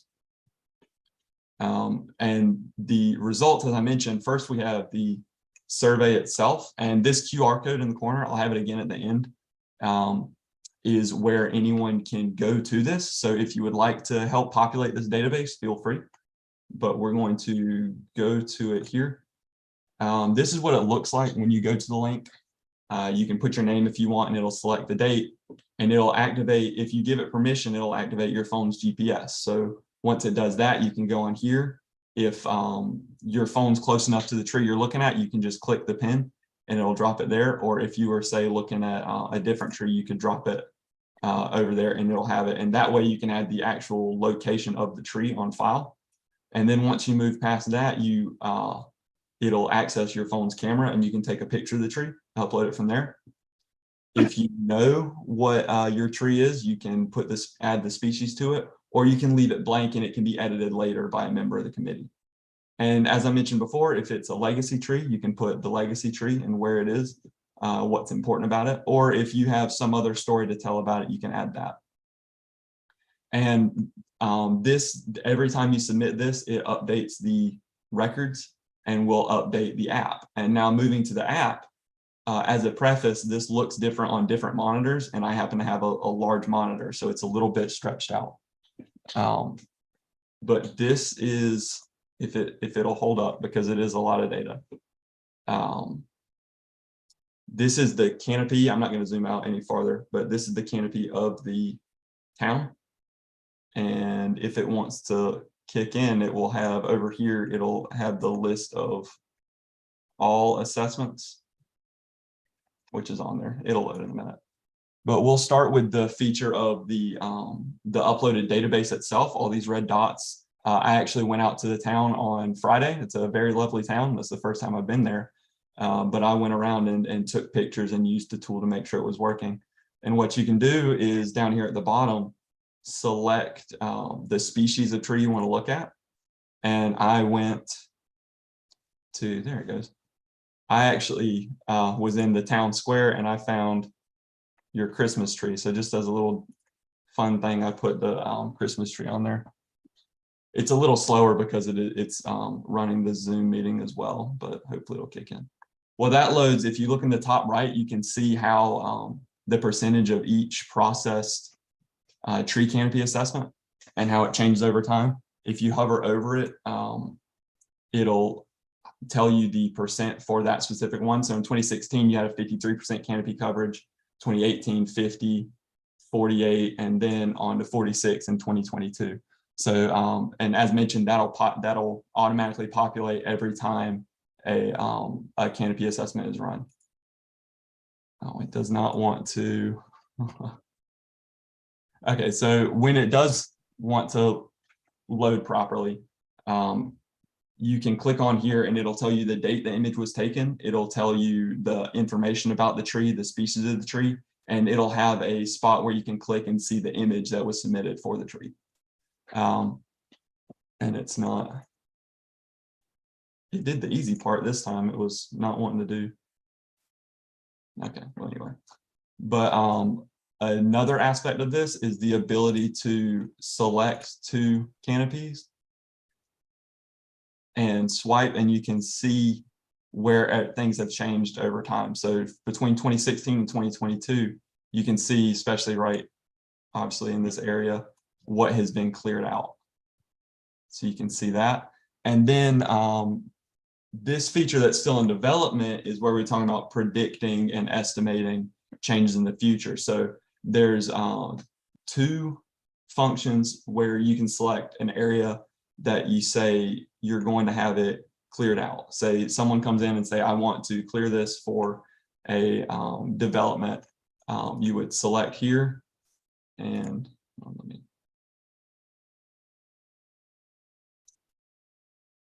you would select this function and draw your area over here. And that's what happens. Yep. Run too many things at once. But you would select that area and say, this is a section that's going to be cleared. And then when you run the tool, it'll subtract that from the current tree canopy. But I went a little step further and added another function where say, okay, this is going to remove 1% of our tree canopy. Well, now I can go in and say, I want that 1% to be somewhere else. So I can select this planned planting feature and say, okay, if I'm going to go in here and plant trees in between these roads, how will that improve the canopy? So not only can you estimate how it's going to decrease over time, you can estimate, well, what changes are we making now that will improve the canopy in the future? So those are a few aspects of the tool as it sits right now. So what I found out after about a month was it's impossible to fully automate this classification. And I tried really, really hard to completely automate it. But at the moment, it's not possible because of differences in satellite imagery and time and dates and things like that. So this canopy assessment is improved by better training samples. And that's something I am in collaboration with the GIS technician about, and there will be a user guide that comes with this tool so anyone can reference it. And then I'll also be available in the future because as anyone that's ever built something knows, sometimes only the person that built it knows how certain aspects work. And then there's also, this is set up to work with the highest resolution freely available imagery I could find. But in the future, if for other projects you are able to access higher resolution images, it could be quickly reworked to improve the accuracy from those images. And then within the surveys, as I mentioned, it can be edited by the committee. So if someone submitted a tree, they didn't know what it was, you can go in and identify that. And then if anything pops up that's not supposed to be there, as anyone in the public knows happens sometimes, you can easily remove that with no problem. And then just as a continuation, I mentioned that estimation tool is in process, and a couple of those estimation assessments are in progress. And I will be working to turn over database administration to someone. But other than that, it is mostly complete. The interactive aspect of the tool, the app and the survey is available to anyone with internet access and the link. The less you have open on the internet, the easier it runs, as you saw a moment ago. This QR code can be scanned to access that survey, or as mentioned, it's previously in the slide, and I can provide it if anyone asks. And as I said, feel free to help populate that database, because I didn't, I found myself wandering a little aimlessly throughout the town taking pictures of trees the other day. But if anyone has any comments or questions, I can take those at this time. Jeremy, I want to thank you. This is incredibly impressive. I'm thrilled with what you've done. I think it's a brilliant way to do it. I love being able to take pictures of legacy trees. That's wonderful. I know our tree-loving mayor will have something to say. Barrington. Yes, first of all, Jeremy, I wish you could have come to the meeting tonight, because you and I could have gone out with Charlie Buckley and discussed the NC State football game that took place. But this is an exceptional tool.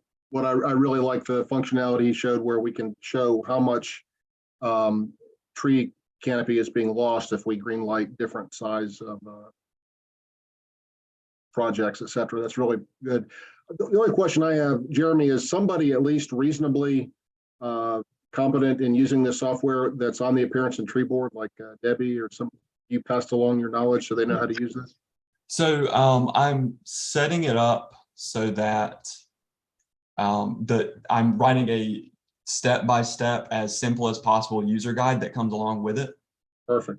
But then also I talked with I can't remember his name, but I do have his contact information, the GIS technician for the town, and he has experience with ArcGIS, and he has access to the desktop version of the software, which is required to run the actual update for if you got a new set of inventory and wanted to add to the database. And also I have here one for each year, but of course this can be edited as often as you found imagery, and it would automate, it would automatically update the map and all the functionalities of the tool.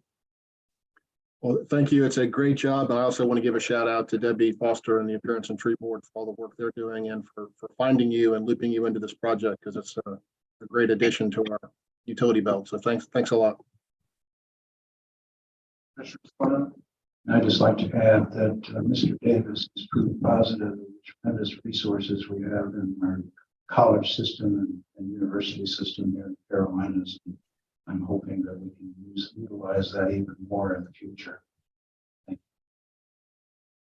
Well, Jeremy, I very much appreciate your presentation. This is wonderful. Thank you for your work. Thank you to the Appearance and Tree Committee who's helped you with this, and I know you're going to do great things. So thank you.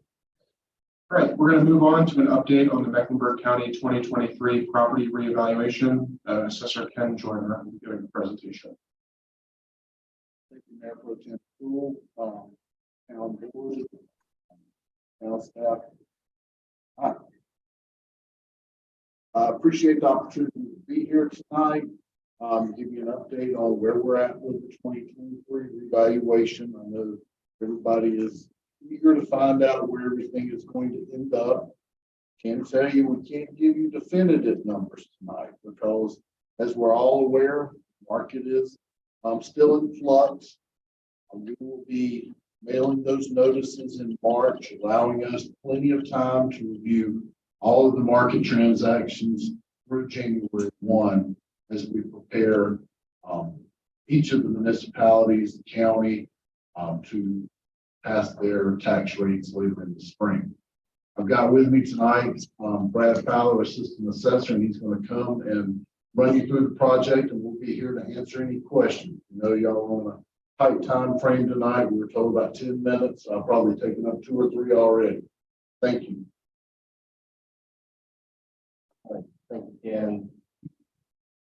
Thank you, Commissioner, Mayor Pro Tem, for having us. As Ken said, my name is Brad Fowler, I'm Assistant Assessor here in Mecklenburg County. Going to spend some time. I came previously or earlier in the year and gave a presentation. That presentation, we kind of just was looking at, kind of far off into the future. We've almost arrived at the future. So tonight, try to give you a little bit more specific information, look a little bit at what this process is going to look like as we wrap things up. So if you'll remember from our last talk, the North Carolina General Statute 105-286 requires that all counties in North Carolina conduct that reappraisal at least once every 8 years. Mecklenburg County, with approval from the Board of County Commissioners, elected to advance that cycle to a 4-year cycle. So our last one was 2019. This one, we're now here in 2023. The purpose of a revaluation, once again, is quite simple. It is to just simply redistribute the property tax base, bringing valuations and assessments up to current market levels. Different properties in Mecklenburg County in different areas, whether it's here in Matthews, Cornelius, Uptown, they grow at different rates. So a revaluation is just kind of a chance for us to get everybody back at that level set number. It says at the bottom, I think it's the key to this slide, revaluation is not a means to increase property tax revenue. As you all are well aware, we will definitely set the new assessed values, but this board will end up ultimately setting a new tax rate, whether revenue neutral or however that's decided, but that will be done by this board. So that's not something that is just a given, is that your property taxes will go up. So there are 400,477 parcels in Mecklenburg County. We are revaluing currently. The median sales price in Mecklenburg County right now for single family residents is $450,000. I think the last time that we were here, that number still had a 3 in front of it, so it's going up quite a bit. The median sales ratio, that's just how closely our office is to market value, is at 99.6%. By law, we're required to be as close to 100% as we can. So countywide, the total increase that we're seeing right now is 50%. 57% is residential, 39% on our commercial side. I will tell you that those numbers are still, as Ken said, those numbers are subject to change, and that is a county average. Here in Matthews, 55% for residential and 29% for commercial. I will tell you this, just this morning, I reran numbers. It's our monthly time to run them. Reran numbers, and those numbers changed. But this was already submitted, but that's 56 and 30 now. So not a big change. I just want to make you aware it is the most current thing. So notification appeal process. Here's kind of how that process looks. We will be notifying property owners in March of this year. Folks will then have time to review that notice. They can then file for an informal review. So they've got that valuation, see that there may be an issue, or they feel that it's not the market value. They can file out for that informal review. If that does not satisfy them at that point, as working with our staff members and things, then they can file for a formal appeal. That's with our Board of Equalization and Review. And then ultimately they can file to the Property Tax Commission, which is in Raleigh, as that last step. So some questions that we get, and we're trying to put these out in all of our public speaking engagements now, as it relates to filing for those informal reviews. A lot of folks ask, do I need an attorney? No, you don't need an attorney to do this. You have to take off for that informal process. No, someone will file an informal review. They feel that the value is in error. And our staff looks through that and will make contact with individuals and talk with them about that, what their value is, and if any adjustment is needed, they can do that without even having to come in. And then finally, do they have to pay? And the answer is no. There's no charge to file for an appeal. So I try to break this down 4 easy steps for filing for review. First is just to simply, this is actually what the notification will look like this year. It's several pages. But first thing is to review the value. You can see here, there's several ways that when we'll talk about how you can file an appeal, but the first thing to do is just make sure that value looks like it's accurate. A lot of folks, you know your house very well, so hopefully you know whether that's in line with the market fair. The second page of the appeal is to review all appeal reasons and dates. The yes/no column on this page gives folks those reasons that they can file for an appeal. Some of those are just that the assessed value obviously is over market value, or that it's inequitable with other properties in a neighborhood. Step 3 is just to fill out the form. We try to make this form as simple as possible. Simply fill out your name, address, phone number, that sort of thing. You can also and then check the things that you're attaching, whether it be an appraisal, comparable sales, things of that nature, or if you have some type of problems with the property that we're unaware of. And then finally, submit the appeal. Several ways that you can submit the appeal. You can submit them by email, by mail, in person. I always say the online for last, because that's what we're asking folks to do. We want folks to, if at all possible, to go online. We had a lot of success with that in 2019. I want to further that this go around. Just makes it, logistically makes it a lot easier within our office when we receive those online appeals. We did add a QR code to our notice this year. So that's something new. Folks can scan and it will take them directly where they can file for that appeal online. This is the online system. I'll run you through that really, really quick. It's called Modria. That's just the name of the product. So what someone will do, they would be directed to this page. They would enter in their parcel identification number or their name, address, and it will show them a screen like this. Down at the bottom, you can see just where it says where the Matthews block is. Down at the very bottom is highlighted in red is Comper. That is where folks can select and see comparable properties that were used in the valuation of their home. Just a level of transparency that we try to add to the process. If something doesn't look right, whether the square footage of the home looks incorrect, sales that were used look incorrect, here's where folks file it for that informal review. They click that button. They're going to be asked for one of two things. One is to get email notifications. They will give a first, last name, their email address. The other is use their phone, or we'll text them, gives their first, last name, and a phone number. Once that's done, they simply click whether it's a residential or commercial appeal. Once again, what those reasons are, bedroom, bathroom count is wrong, square footage is incorrect, whatever it might be. And once you click next, it will take you to this screen. It says waiting for appraiser review. Now it's in our hands, and our appraisal staff will be getting in touch. We are telling folks, once we send out notifications and folks start filing these informal reviews, probably give us at least 30 to 45 days before you will receive a response on some of these. We get about, let's just say we get 15,000 or so, 20,000 appeals in those first few weeks. It takes a while. Staff can only do but so much, but we will get in touch with you. And then the very last thing, same thing we mentioned the last time I was here, but we do it every time, is our exemption programs. Once again, these exemption programs, January the 1st through June the 1st of each year is when you must make application. The first one is our elderly exemption. This gives someone 50% off of their property tax bill if they qualify. The qualifications are as follows. They must be 65 years or older, be the owner as of January the 1st of the year in which they're applying for this coming up year. So in association with this revaluation, their income cannot exceed $33,800 per year. That is household income. And our disabled veterans, this allows for the first $45,000 of assessed value to be marked off the tax bill. This is for anyone who is 100% disabled. A veteran, there is no age or income requirement to this, but we do ask for a medical sheet filled out by a medical provider that the disability exists, and then proof that they are an honorably discharged veteran. Down at the bottom is our phone number. Folks can call into our office, and I always tell folks you can do this online, but we also have a really good staff who is dedicated. The folks will, come into the office. We will help folks fill this stuff out if they want to, because we want them in the programs. And then the very last thing is just the important dates. We do, our community engagement is still ongoing.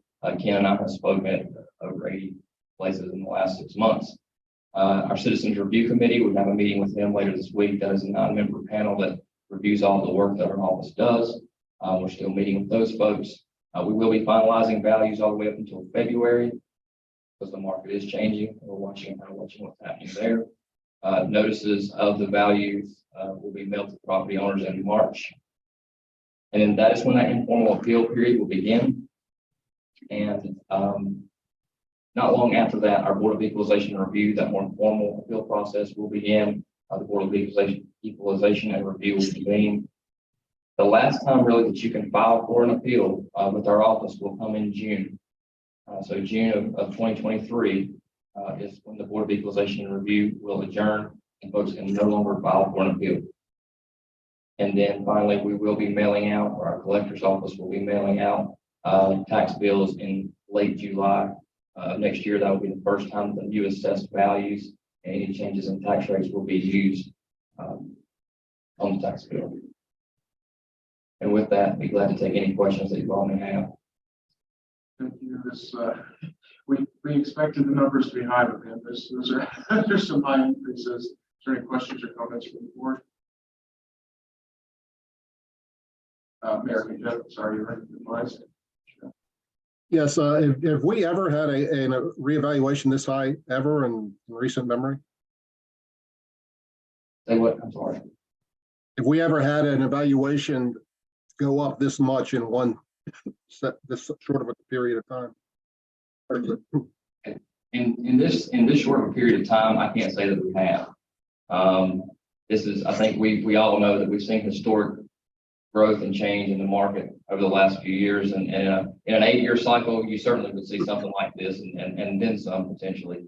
But over that short of a span, no, I don't, recall of any time. Yeah, I grew up in Mecklenburg County, and I recall when I was a kid, one year the county sent out reevaluations, and my father said, if you think my house is worth this much, come buy it. Also, I'm wondering, are you expecting a lot of appeals? I would think so. I think a lot of people are going to really have sticker shock when they see this.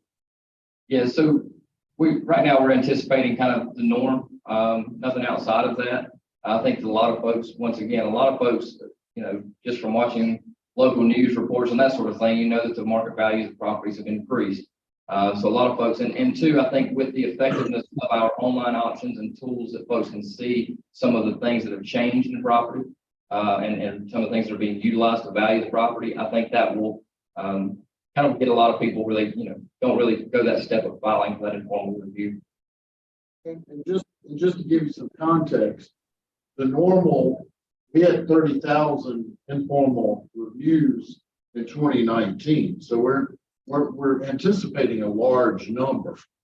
It's just, we feel like that with the information that we provide, we were told a lot of people in 2019 started the informal review and looked at the sales data and said, well, my home does appear to be in line. So we're hoping that having that level of transparency where people can see where those transactions are will help in that process again.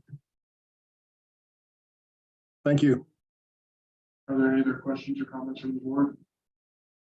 Thank you. I appreciate you coming to us. I'm sure our board will have a lot of work to do come June of next year. Thank you all so much for having us. Thank you. All right, moving on, we will have our public comment. Anyone who registered in advance will speak first, and after that, anyone in the audience who wishes to speak may do so. Speakers will have 5 minutes. Are there anyone pre-registered anymore? Is there anyone in the audience who would like to speak, or anyone via Zoom?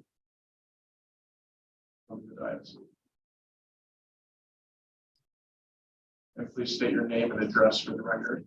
Brian Bergeron, 4404 Candlelawn Way, Matthews. A pretty simple matter. Thank you, Mayor Pro, Board. I'm going to try to make a regular habit of coming here. First time. My son and I drive to Mint Hill Middle every day. Very simple problem as a realtor. I notice every property and land. That's what I do. There's a developer. I don't think a very high-level developer. They left a lot of trash around. Not a concern, but there's a tree they left right on Idlewild that leans very severely over the road. Because all the other trees are clear cut around it, it's now windswept. If anything were to come by, it's going to crash. Again, small matter, but not only are all the branches leading one way, but the main branch about 10 inches wide is completely across the road. We see it every day. We laughed at first, and then he said, you need to go to town meeting and talk about that and ask them if they can fix it. So I'm here to help fix it. Sorry, can you provide any additional information where on Idlewild? Yes, so when Rice Road hits Idlewild, there's Dan Hood and Rice. You go left to go to Mint Hill Middle, right before Mint Hill Middle and the new Mint Hill Elementary. On the right side, probably 200 yards from where Rice hits Idlewild, there's a 3 or 4 acre lot cleared out. There's just one tree sitting there. We'll double check. That may actually be Mint Hill's side of Idlewild, but we'll double check. And if it is, we can certainly touch with Mint Hill. And I appreciate that. My son will be happy. He's 11. He wants justice, he says. He watches Marvel. Thank you. Thank you for bringing that to us, to our attention. Is there anyone else in the audience or the Zoom audience who would like to speak? Or do we have anyone in the Zoom audience? No, we do not. Okay. Moving on, we are going to move on to the consent agenda. I'll entertain a motion to approve the consent agenda.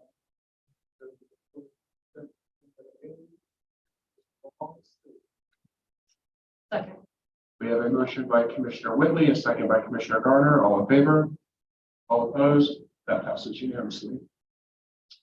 Moving on to unfinished business, we will receive an update on the pottery project breaking. Man, you're early tonight. Something must have got this up next year. Unusual. This feels great. Thank you, Mayor Pro Tem, officials. Tonight is intended to be somewhat conversational. Really just wanted to share where we are with this project. I also apologize for my voice. This one will get better. All right. So if you can scroll up to the second page. We have certainly begun the project, move forward design of the pottery project. You see the lower two pictures, we have had a clean out day. So that's Mr. Frank Uden and one of the artists that we're working with to do some of the work inside the workshop / future museum. You see on the right, just some of the pottery that we, and some shells, I can't think of it, but that we took out from the workshop as part of that day. So again, just to give you an orientation where pottery is, you see where Fullwood is on the west side of this image. You see the side triangular piece. At the north where it says Town of Matthews property, I want to go ahead and show you that because that's going to come into play with the other slide we have at the moment. So where we are with the, call it the land part of the development, you see where on the south of this image is Jefferson Street. Entrance into the site. Where we are right now is material-wise, we are looking at concrete as the surfacing of the, call it the patio as you move toward the workshop. There was conversations about having a deck, but where we landed as of today is concrete. The grade does change as you move from south to north. This orientation is an increase.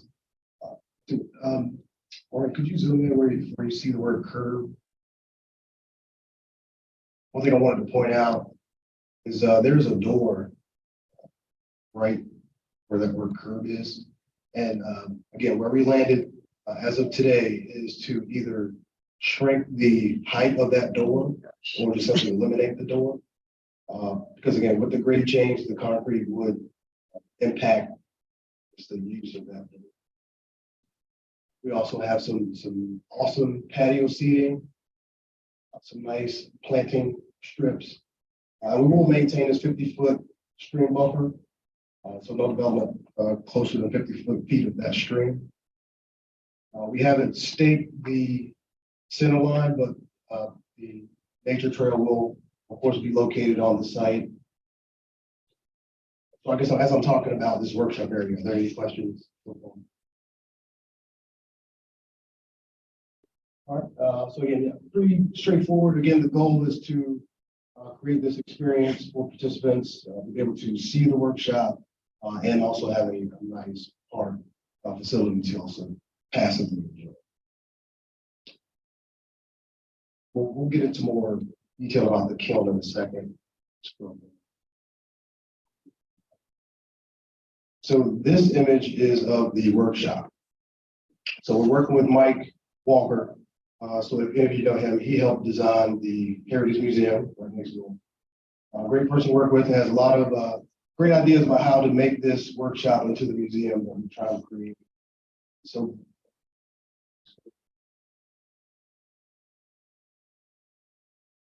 all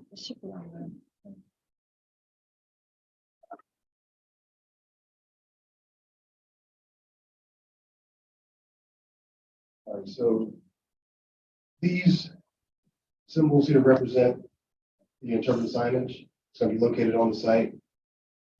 Again, we're looking at the goal that we had to simply preserve the integrity of the workshop and the way that Mr. developed this pottery. You scroll down just a little bit. Oh, I mean, oh, I guess scroll up. So the natural orientation of the workshop is from, call it east to west. Well, people are going to enter coming from west to east. One thing, there were certainly things inside the workshop that we just simply could not move, but then also, again, wanting to maintain the integrity of the workshop. The signage is going to play a critical role in explaining how the actual flow of the production was, sort of this route. But then they are going to, you anticipate people to experience the museum taking this route. Some of the highlights, Mr. Walker, some of the ideas are a life-size, let's call it a doorman right here. So call it a mannequin position to recreate one of the images that we have of Mr. pottery all on this table here. The artist that I mentioned in the earlier picture, she will be commissioned to recreate some of the pieces and we'll have on display here. An idea to have a monitor displaying a short video, we'll call it on demand, just with push button access to show the video. People will be able to experience this. This is an opening where the plug mill, where clay was simply dumped from the outside into the inside of the museum. Scroll down. So this is a cross section of the kiln on the lower right. Well, I guess maybe I put the top right. The users will be able to view inside the kiln. I just have this steel gate with a carbonate, transparent carbonate, where you'll be able to view inside. Hopefully, vandal-proof, you will not be able to access and just simply view. And this is a cross section, just simply showing how the lighting will allow people to view inside the kiln from the outside.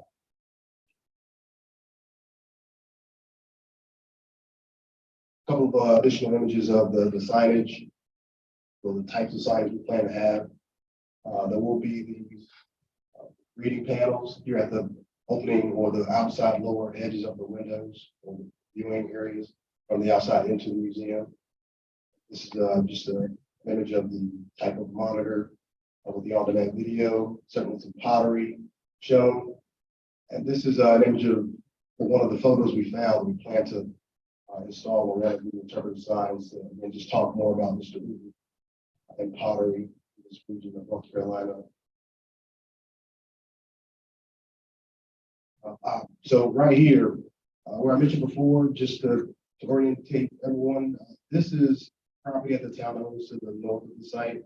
And we are working with engineers to see if we can configure parking, really the idea for buses here. So there will be parallel parking spaces on the street directly in front of the workshop. But then the thought is to have this, I hate to even call it off-site, is directly adjacent to the northern edge of the property, available for parking, say buses or even some additional cars that may not be parking to the street in front of the workshop. So again, we're roughly at 50% in design right now. Expected to be 100% in February. So I'll return back with a further update when we get to around 90 or so. See if there's anything else we want to sort of talk through. And we'll be ready to go. Mayor Higgins. Thank you. Couple questions. Corey, the parking will be minimal, correct? Because several of the neighbors around there have asked me about that. We're not planning, or how many spaces are we going to put on this place? Right now, there's, I'm gonna say 3 parallel spaces and then 1 accessible spot. Good. Yeah, I tend to agree with the neighbors that I don't think it's a good idea to encourage a lot of people to drive down there to park. It's more of almost a pedestrian type place that you would visit. My second question is, have we thought about, I know the kiln is not actually functional, but could we perhaps put a potter's wheel in there and have some, some artists make some product inside that building? Doesn't take much. Certainly, there's some programming ideas we started to talk through. Certainly want to have some more conversations about what we could do on the site. I'd say as an event, set up with some temporary wheels or just temporary activities we would participate in on the site. And finally, I want to throw a name out. I think many on the board know it's Commissioner Tofano's neighbor, but Joe Edwards is an excellent local potter that might be interested in contributing to this project in some way. He actually lives really close nearby. So I believe we had a conversation with him early on in the discussion about this project, but I have not talked to him recently. I'm certainly reach out to him. Thank you. Commissioner Tofano. Yes, are you planning on having a grand opening ceremony for this? We certainly will. Okay. Have you contacted the living descendants of Mr. Eden to be part of that? He is. Okay. Mr. Eden is very involved in this project. You guys all know Paul and Lester is also remaining involved. But yeah, certainly working very closely with Mr. Okay, thank you. Questions or comments? Seeing none, thank you, Corey. This was great. I'm glad you got to go earlier tonight, so you can go to bed early, but I appreciate it. Thank you. Moving on to agenda item number 10, new business. We will receive a monthly budget report from Teresa Hall. Hopefully, it's for another month around.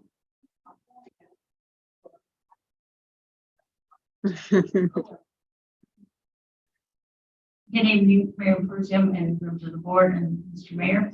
Once again, we are back for our monthly budget report, and I am happy to say that things are still moving along rather well. Sales tax continue to amaze and just do wonders for the town.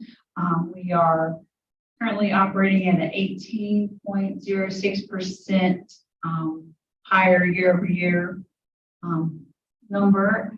With sales tax, recreation revenues are up 14.18% year-over-year.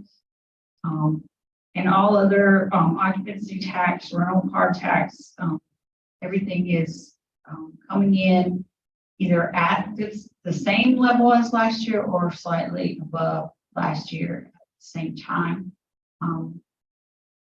The tourism fund is doing well.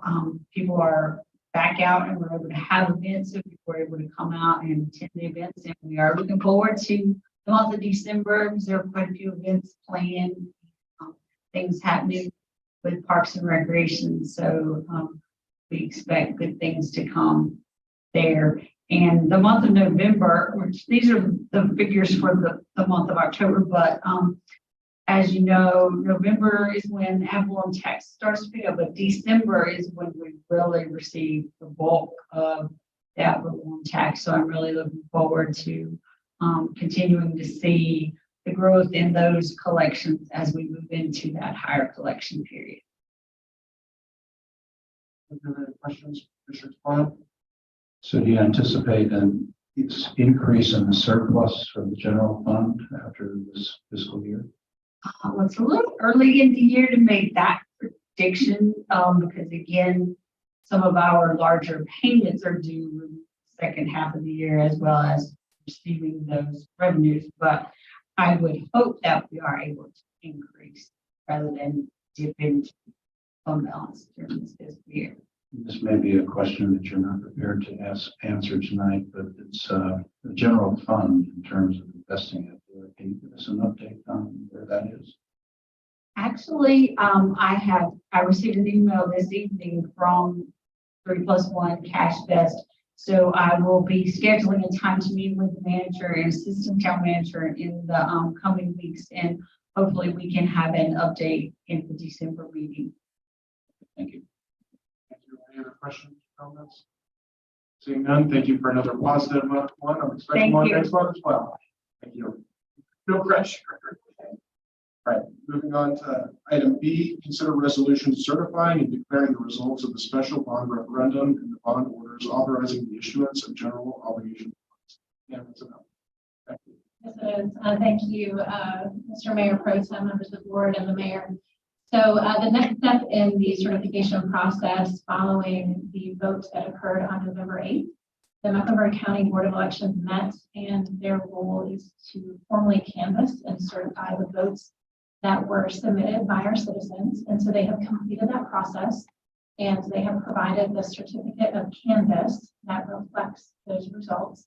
And we have it pulled up on the screen here, but as everyone knows, the vote bond categories passed. So the transportation bond question, 7,349 yes votes to 5,533 no votes. And then the Parks and Recreation general obligation bond category had 7,363 yes votes to 5,509 no votes. So based on those results, those bonds passed.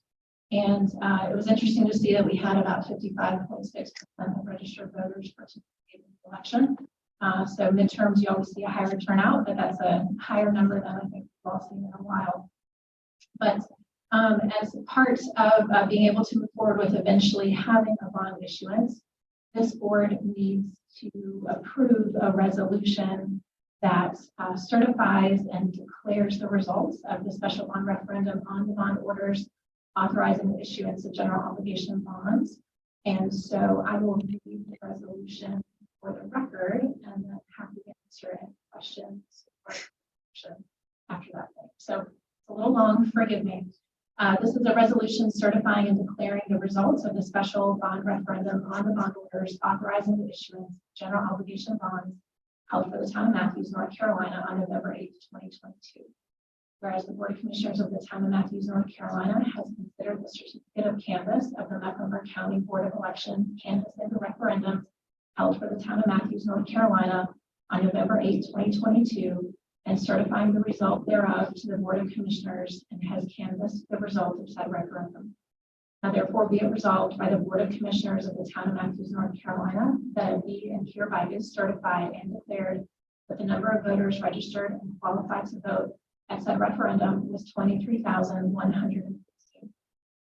Be it further resolved that it be and hereby is certified and declared that the total number of voters who voted yes in answer to the question, shall the order authorizing $21 million bonds plus interest to provide funds to pay the capital costs of acquiring, constructing, reconstructing, widening, extending, paving, surfacing, grading, and improving streets and sidewalks, including without limitation, curbs, gutters, drains, bridges, overpasses, crossings, lighting, traffic controls, signals and markers, constructing streetscape and mobility improvements, and on and off street parking, and the acquisition of land, rights of way, and easements in land required therefore, and providing that additional taxes may be levied in an amount sufficient to pay the principal of and interest on the bonds be approved, was 7,349. The total number of voters who voted no in answer to such question was 5,533. The question in the form submitted was approved by the affirmative vote of a majority of those who voted thereon at said referendum. Be it further resolved that it be and hereby is certified and declared that the total number of voters who voted yes in answer to the question, shall the order authorizing $14 million of bonds plus interest to provide funds to pay the costs of acquiring, constructing, renovating, expanding, and improving parks and recreation facilities, including without limitation, multi-use housing greenways and any necessary utilities, furnishing and equipment, land, rights of way, and easements in land required therefore, and providing that additional taxes may be levied in an amount sufficient to pay the principal of and interest on the bonds approved, was 7,363. The total number of voters who voted no in answer to such question was 5,509. The question in the form submitted was approved by the affirmative vote of a majority of those who voted thereon at said referendum. Be it further resolved that a statement substantially in the form hereinafter set forth declaring the results of said referendum will be filed in the town clerk's office and inserted in the Board of Commissioner minutes and published in accordance with law. Be it further resolved that this resolution shall become effective on the date of its adoption. Read, approved, and adopted 28th day of November, 2022. Thank you. Are there any questions or motions? Sorry. Commissioner Hoover. Okay, I just want to make sure I'm understanding correctly here. When the bonds were presented, voters were told it would be like an average of 2.7%. Like $15 per 100. We'll just go with that. That has been discussed and that is not a part of this question. So No, I need to ask this question. So that's what I'm understanding, right? this has nothing And to do. so in here, Mrs. Hoover, this has nothing to do with. yes, it does. I'm asking a question for this. I'm making sure I'm understanding correctly. So in here, it says, providing that additional taxes may be levied in an amount sufficient to pay the principal of interest on the bonds be approved.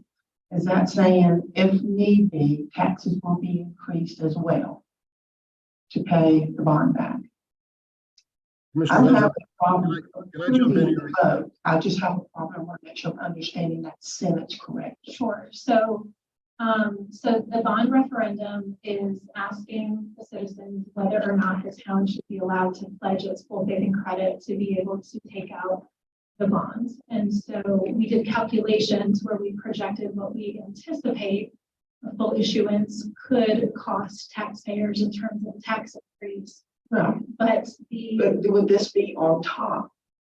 That's what I'm trying to understand. no, this is purely the authorization to pledge our full faith and credit. And if we need to raise taxes in order to pay back the debt, then we are promising our debtors that we will raise taxes if that is what is necessary. Okay, you just answered my question. Yep, Okay. that is what is necessary. Thank you. Thank you. Can I ask a question? Commissioner Hoover, I never heard what your question was. So I heard the answer, but I didn't hear what your question was. Can you repeat it, please? I was just concerned about with that one sentence about the additional taxes being levied and the amount sufficient to pay the principal of the interest on the bonds be approved. I wanted to be clear that if taxes needed to be increased as well to pay for this bond, that's what this sentence was exactly meaning. Not just what we were telling everybody that it's going to cost $15, that whole deal. I'm going to get into all that. I just want to verify that means the taxes need to be increased as well to pay for this. That's what that sentence. Can whoever's driving highlight the sentence that we're talking about? I'm sorry, do I? Oh, right there. Okay. And providing that additional taxes may be levied. Okay.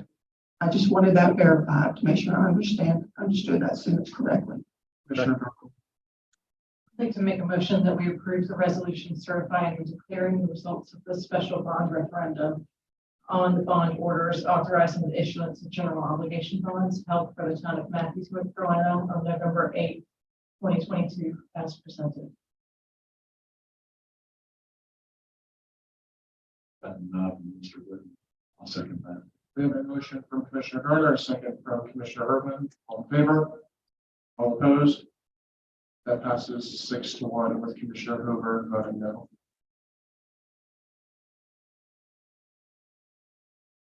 We're going to the mayor's report. Mr. Hickman. Yeah, I have a few things. Wanted to clarify the reason I'm not with you this evening is COVID finally caught up to me and my family. My wife got COVID shortly before the holiday, early in the week, and then I followed suit. My symptoms are very mild, but I'm still testing positive. That's why I'm not there amongst you.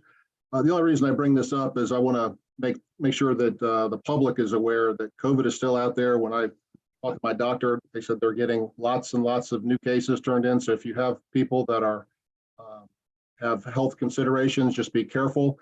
This time of year, I'm sure I picked it up, or my wife picked it up in one of a lot of meetings. Most people aren't wearing masks these days, but if you are immunocompromised or elderly, it's probably still a good idea to be very careful because there's a lot of COVID out there and a lot of us are meeting together. In my case, it pretty much destroyed our Thanksgiving family plans. We couldn't meet. My kids flew from across the country to be with us and I couldn't see them because we had COVID. So be careful. Just want to remind everybody of that because there's a lot of COVID still out there. Hopefully I'll get a negative result really soon and can go back out in the public shortly. The other comment I want to make is this is one of my favorite times of the year. Andy Williams sings it's the most wonderful time of the year, and I tend to agree. And in Matthews, we celebrate it in a big way. I want to mention very quickly several things that are upcoming. We have a family fun night from 6 to 9 at the Cruise Recreation Center on December 2nd. I think the theme this year is mini golf, which would be fun. We've got a Jingle Gem concert on the same night from 7 to 9 at the Matthews. Can't read my own writing. Oh, on Matthews Station Street. And then real thing that we're all really excited about is the tree lighting. The winter wonder lights will be starting at 5 p.m. on Saturday, December 3rd. I hope I have a couple days of negative test results and can help participate in that. Also, Nutcracker Ballet is going to have several shows beginning on December 3rd at 2 o'clock. Also, you can have photos with Santa and Santa Paws December 10th from 9 to noon at the community center. And there's a lot of other events on our calendar and details for all the ones I just talked over very quickly, but please check out the community calendar and enjoy this most wonderful time of the year. Thank you. Moving on to the town attorney's report. Town manager's report. No. I will entertain a motion to adjourn. A motion from Commissioner Whitley, a second from Commissioner Hoover, all in favor? All opposed, that passes unanimously. That was a short meeting. Good night. Be well. See you.